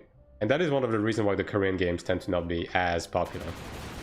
Because Korean games have like crazy progression tied to them, where if you fall behind, it's hard to come back. And even when they do like the stuff like the hyper boost servers, the catch-up mechanics, etc., like it's never quite enough to pull people back in. Because it's still like, it's still a lot to take in when you come back into the game.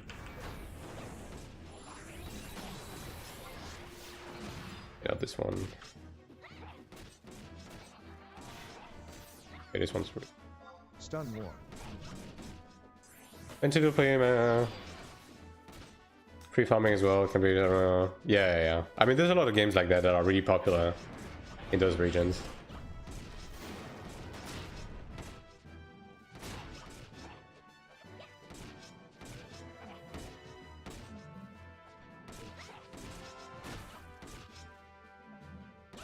Oh my god, dude! I keep I keep pressing the wrong keybind because that's my red mage keybind. You know what? Fuck it.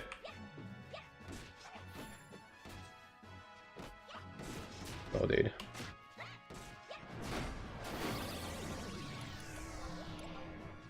Sleep War. I'm gonna have to figure out my blue mage situation at some point. Dexterity down off. 45 in one day, you're learning your class. Do you mean for AION2? I mean, not really. But then again, like, AION2 is very streamlined in terms of, like, the combat. So...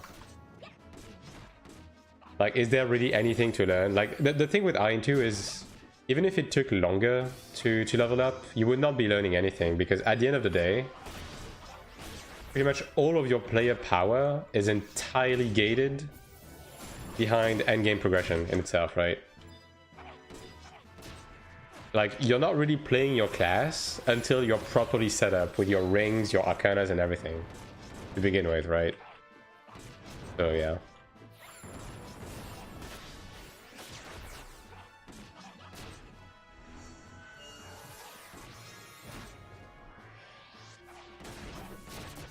Yeah, pets, everything, right? Stun War.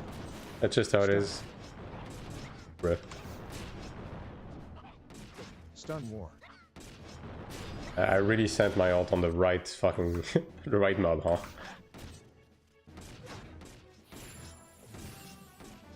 Not going to school because they wanted to play Mentor 2. I mean, yeah, that's pretty classic. Magic Defense. Bro, trust me, even for this game, Final Fantasy 11, like, people were doing this, the exact same thing. Alright, so we are done, chat. It is time for the Gumba. I hope people are still alive in chat. And if you're not, it's time to act alive. Ah, yes. Forgot to target my ult. Excellent. Let me go grab the orb already. Gumba style? Hell yeah. It's time. How many? Okay, I have 19 vouchers. Okay. There's gonna be a lot of Gumbas. I'm here but still unlucky now. It's time. It's time for revenge, dude. It's time.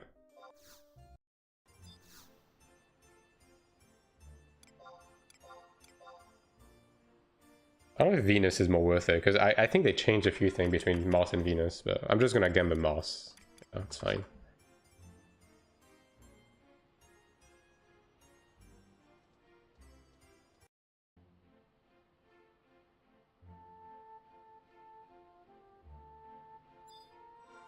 Haste off. Yeah, I don't tend to be the lucky kind either. But again, like after the fucking run we had earlier, like even if I get nothing else, I genuinely cannot complain.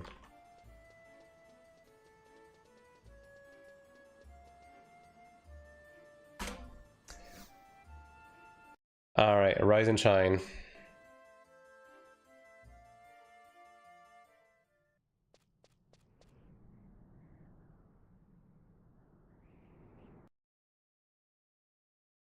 By the way, I was hesitating between playing this game and checking out the current state of Iron Classic. But then I remember, if I went to play EU Classic, I would get insta-banned because I played on ultra-wide, because Gameforge is fucking stupid. So that's why I just decided to go with this game instead. Because if you play on ultra-wide and you use an add-on to fix the ultra-wide resolution because the AION2 is not ultra-wide compatible, Gameforge bans you. Like, they don't ban people for RMT, they don't ban people for anything, but if you dare use an ultra-wide correction, they permaban you. Because Gameforge is a great company that is very intelligent and knowledgeable. Alright. No rainbows. And thanks for the follow, friends. Alright. It's time, chat. Remember. Front and back, between 1 and 5. Pick one. This might remember me 25 years ago. Yeah, that's about right. Shell off. Is Anchovy still around, actually? Does bro want a revenge? I don't think he is.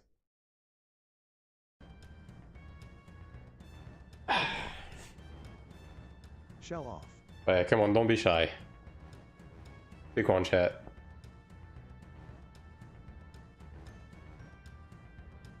I don't dare this time. I mean, it doesn't matter, brother. Just pick one. 5. Okay, you have to make the distinction between front and back.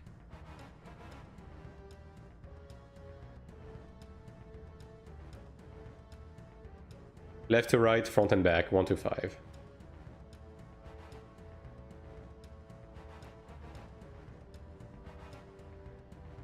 Just for content.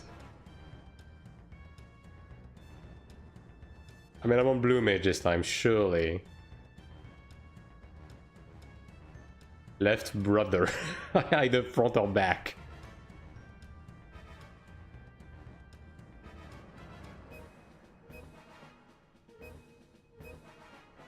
Like, this row is the front. This row is the back. Back? Okay, back 5. So this one. Thud. We keep going. Next.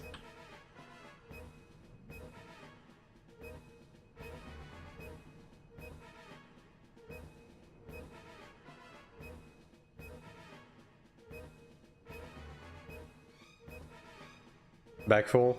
Alright. Noise. We keep going.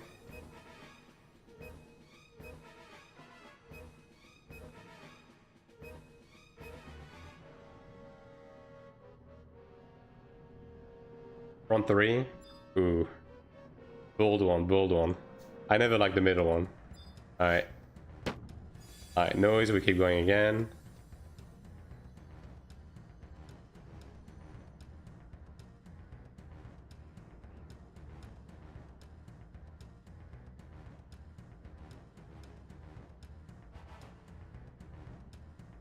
Back 2. Alright. Noise, we keep going. Can he get the perfect?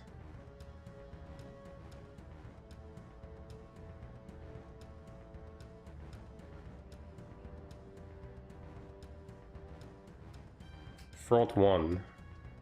I never like the corner ones. Yeah. Bro, this is the 3rd time this specific one has fucked me. That's crazy. I think there's a lesson to be learned here, chat. Front 1 is always bad. Alright, next. We have like 6 to go through total.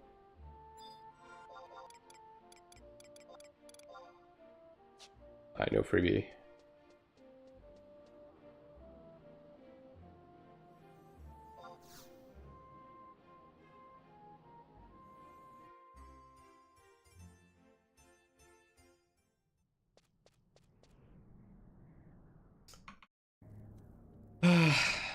This character this time.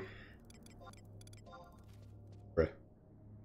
I need to turn off the autofill now.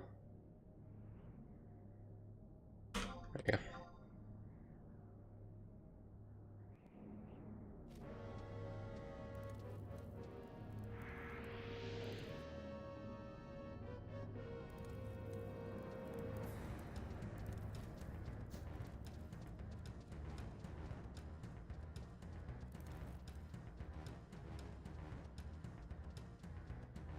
Alright, no rainbows, back to it.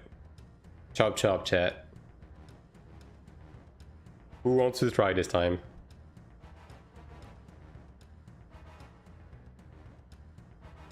(2F). Alright, Relics this time. Alright, noise. We go again. Relic Revenge, hell yeah. We love an underdog story. Fall back. Okay. Damn, dude. That's crazy. Unfortunate. Look, if it can make you feel a bit better, this is about how my runs go. Usually. So, you know.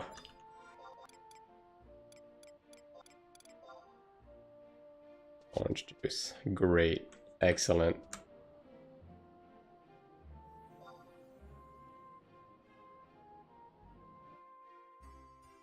How many runes go usually? Yeah. I mean, right now, if we fish for anything, I mean, I guess one of the new items, I think one of the new, like, Hawksna item is actually really fucking expensive. So, like, we want an expensive item, ideally. Alright. Back to this character.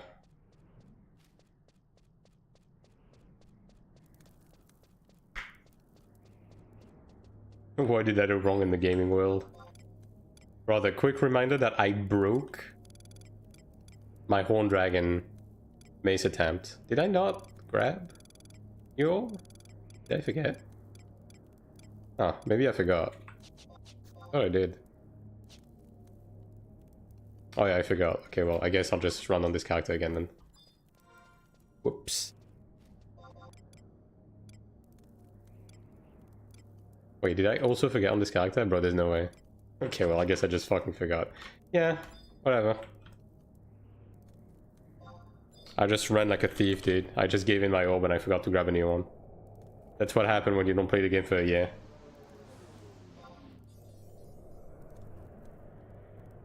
Alright, well, while I'm doing this, I guess someone rises up to the challenge in chat to be the next selector. Who's gonna be the next one? Untap the item to grab the Mirrorgent and AION2. I mean, you can't really call yourself unlucky if you do shit like this. I'm gonna be honest. I could never. Dude, my AION Classic experience, and even back in the days, was absolutely fucking tragic. With those types of crafts.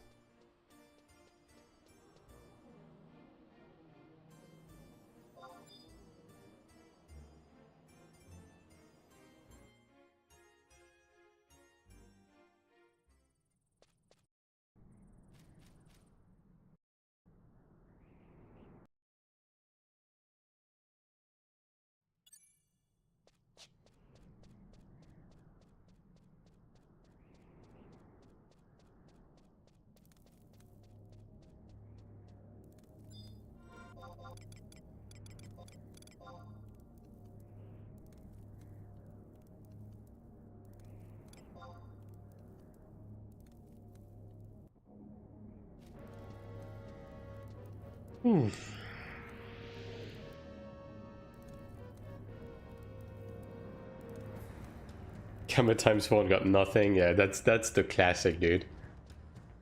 That is the absolute classic. Alright, who wants to select next?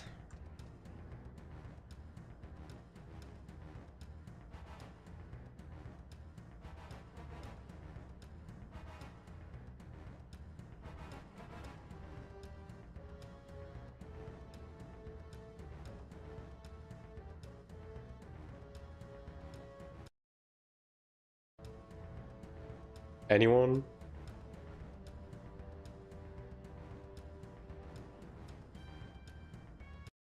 You have a pristine chance to gamba with no consequence.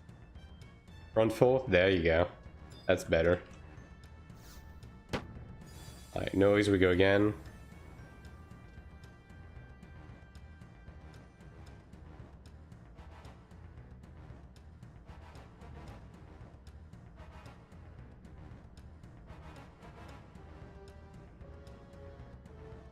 He's really thinking about it.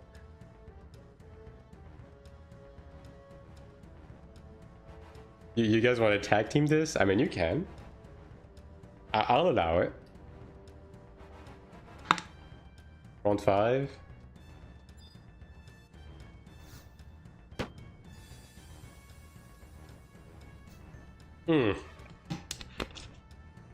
Alright, we go again, but I got a notification that there's a jackpot in one of these chests. Like, you see that text on the right here at the bottom? One of these chests is a jackpot. Choose wisely.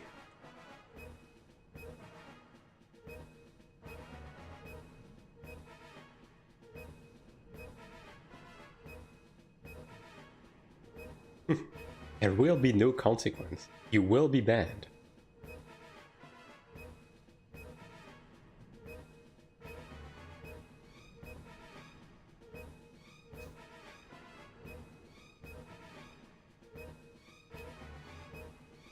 Six o'clock. No, that's we are selecting some interesting prospect. B3. Ooh, the center one. All right. Alright, still a noise. You're safe for now, but this is not the jackpot yet.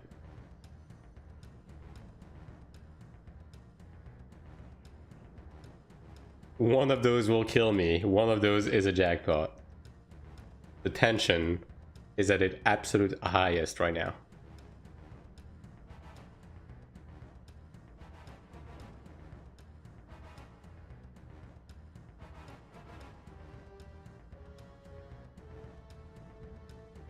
Bro is spinning a d20 in front of his PC right now. He's like summoning demons and stuff. Imagine F1 is the jackpot. The game could be trolly like that, yeah. But I mean, at this point, F1 has killed us 3 times in a row. I mean, at the end of the day, you pick, right? If you want to go F1, we go F1.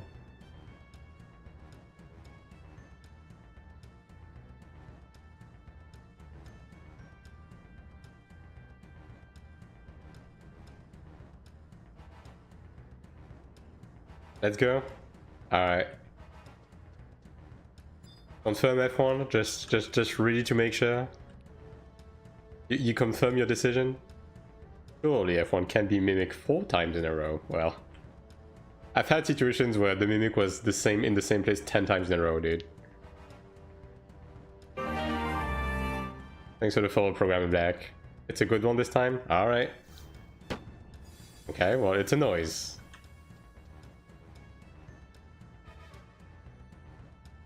Five chests left. If you open 3 of them, well, actually, if you okay, actually there's 6 chests. So if you open 4 of them, we get a guaranteed jackpot. But you can also find the jackpot behind that. Surely there's no way you messed this up, right? I mean, hey, so far this is the furthest anyone has made it in chat.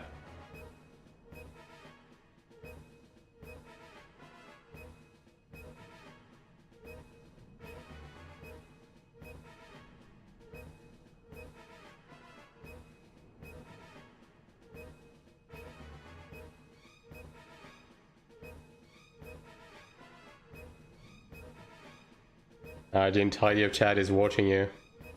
Everyone's counting on you. B5, ooh, another corner one. Alright, alright. Alright, another noise. Okay, well, this message is absolute confirmation that there's a banger in this. See that exclamation mark? 5 left. If you open 3, jackpot.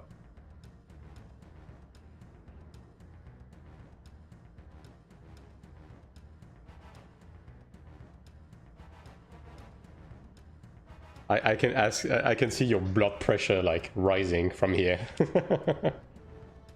Uh.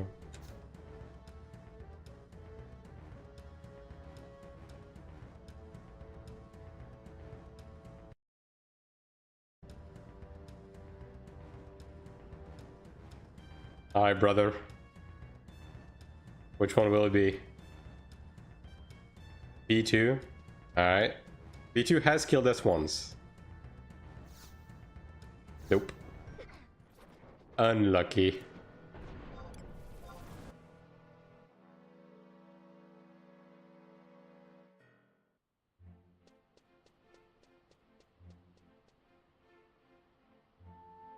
We go again.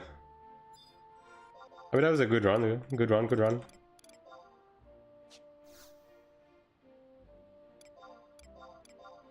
Alright, 3 more runs.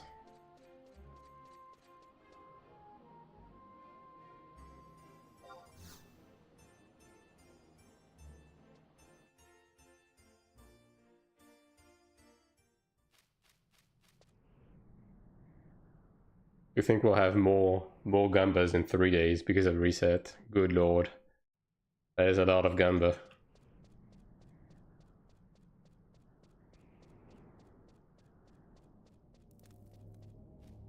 I would like to find the jackpot. Wouldn't that be nice? I also want you to find the jackpot. What a coincidence, dude. We have so much in common.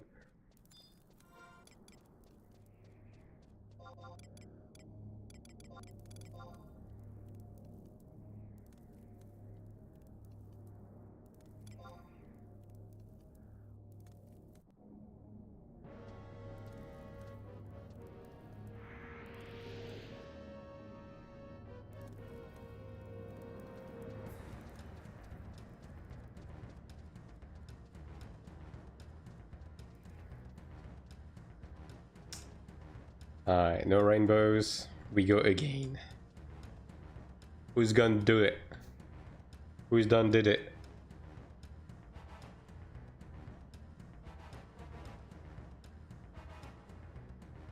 B1, alright. Off to a great start. Noise. Go again.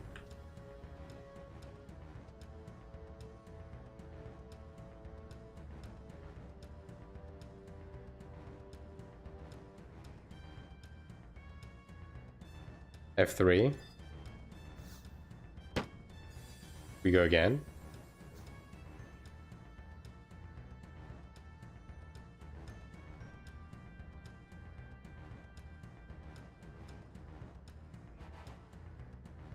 B5. We go again. No notifications this time, so probably have to go through all of it to get a good one.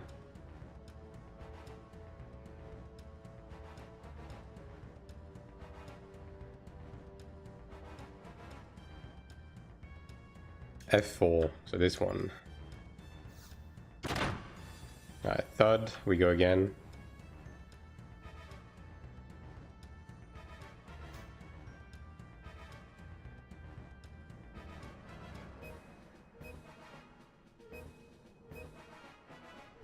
B2. Alright, that's the one that killed us on the last one. Alright. Ooh, okay, well, we got a banger notification. It's not a guaranteed one, but there's a pretty decent chance there's a banger in there.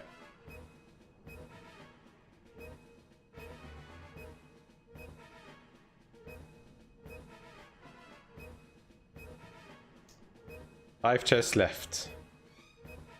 3 correct pick to make at most.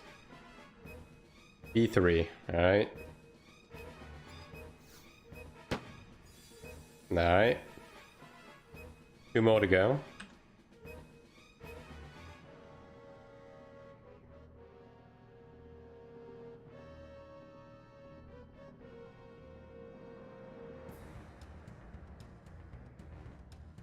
At this point, if you don't know what the order is, like you can go either just back or F1, 2, 3.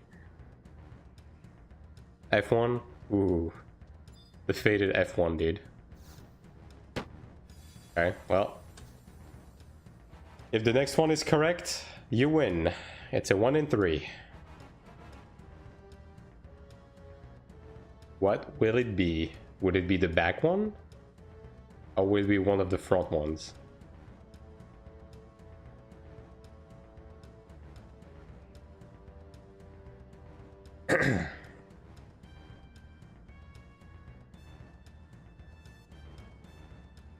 Voices. That's a big one. B6, yes. The other option just fucking shut down the game. Front. Which one? Left or right? 2 or 5?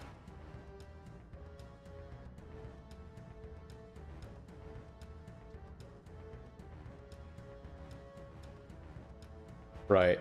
Okay, so F5. Confirm F5.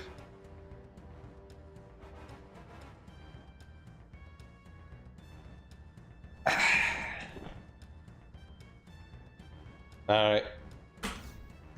Nope. Unfortunate.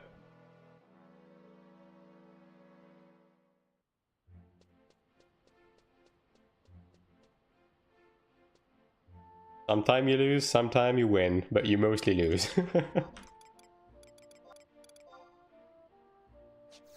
Okay, do I have another one? But 2 more, right?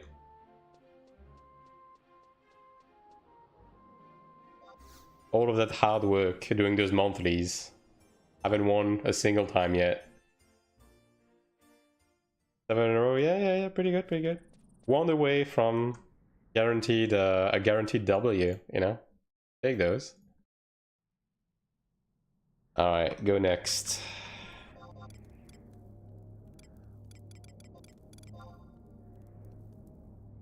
Thank God you're not lose XP doing this anymore. That was so stupid.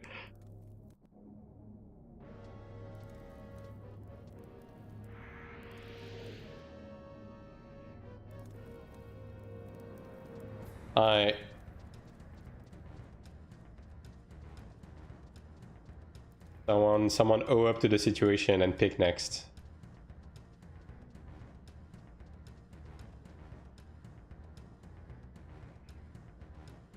Any gamers?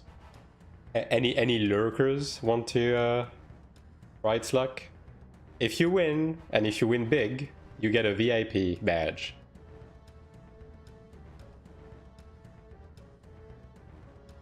That's what's at stake here.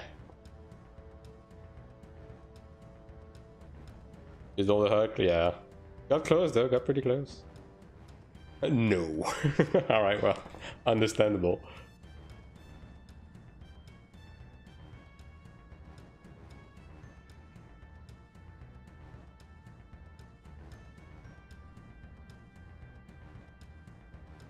I mean, this is a no-risk, high-reward situation. If you bet right, you get a VIP badge. Cerulean, it's your turn. I mean, I'll let you guys deliberate on who's doing this.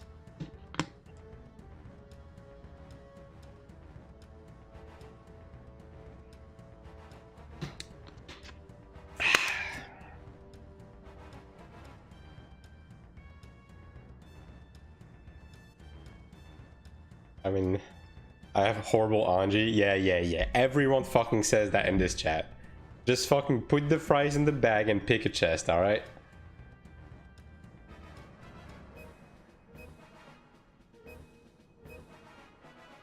You miss all of the shots you don't take.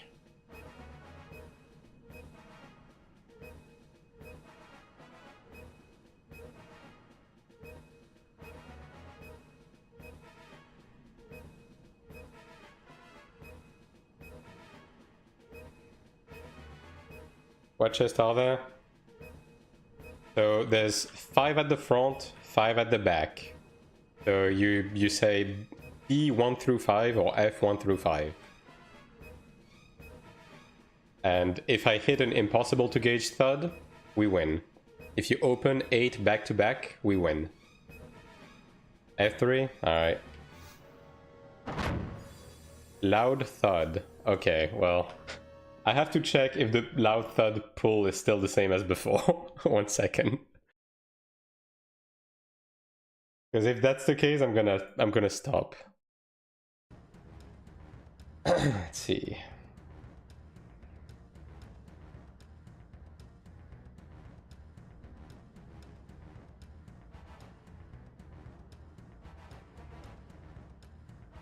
Yeah, I think loud thud is the new regular thud now.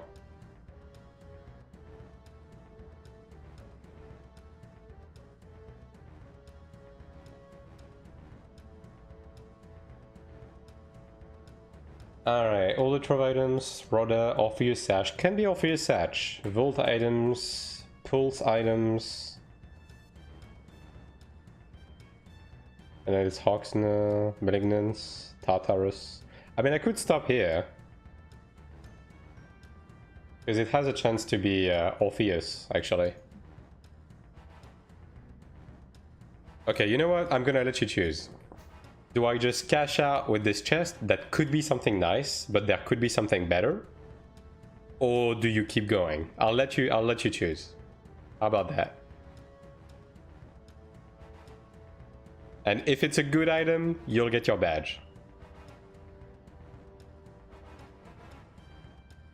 Damn, look at the pussies in chat, dude. Cash out? Alright. If it's an Epaminondas ring or an Orpheus sash, or if it's... what else can it be? I guess like one of the expensive pull cells, I'll take it too. If it's one of these, you'll get your badge.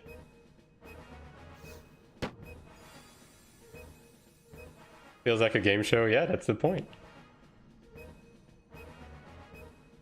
And it's a Volt item. Yeah, that's kind of worthless. Yeah. I mean, it's a decent idol, I guess. When I earn my badge. I mean, that can be arranged. Figures. I mean, it's a pretty low chance to be one of those, like, really expensive items. Because, like, this is not the highest tier of chest, right? The tier above is always a good item. Yeah.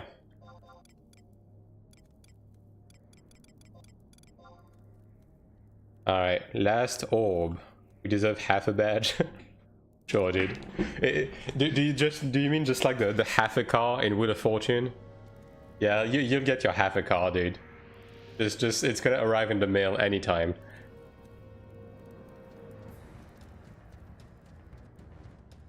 Alright. You know what, Cerulean? You got kind of blue balled. It was a really fast one, so if you wanna go again on this one, be my guest. And yeah, I'll hand in the VIP badge, sure. I think this is the command, right? Yeah, there you go. Enjoy your VIP badge. F1, alright. Boys, we go again.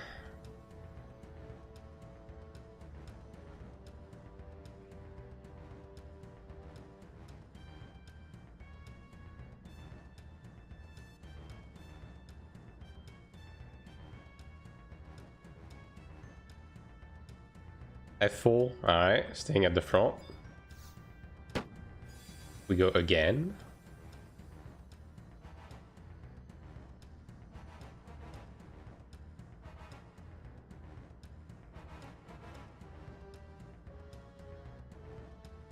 Here's the chosen one, B3, okay. B3 is always a spicy one, you know?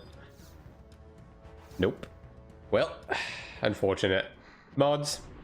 Cast Testicular Torsion on this guy. I don't have any mods.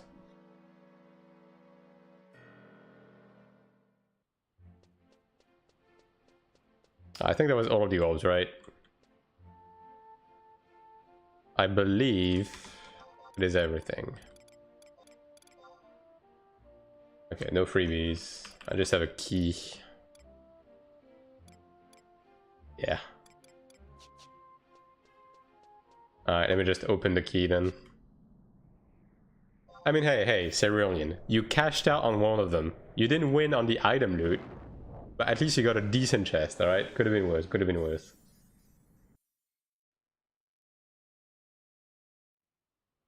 There's gonna be more of these gambas in 3 days. So if if you wanna try again for your VIP badge, that's when you wanna be here. I mean, I guess maybe I'm not gonna do it like on the dot in 3 days, because that's gonna be reset, right? In AION2, but at some point during the month.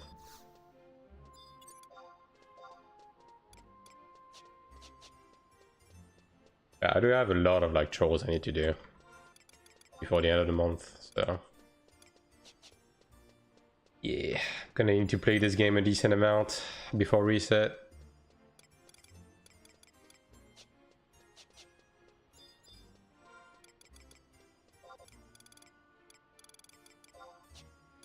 That is the wrong one.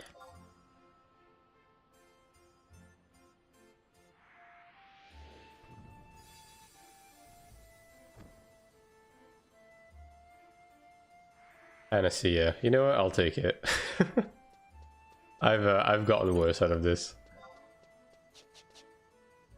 All right. Anyways, chat. That's gonna be it for me for today. So thanks for hanging out. Thanks for watching during the Final Fantasy 11 segment as well. I know most of you guys probably don't give a shit about this game, so it's definitely nice. Definitely nice for you to be hanging out, especially this late. But yeah.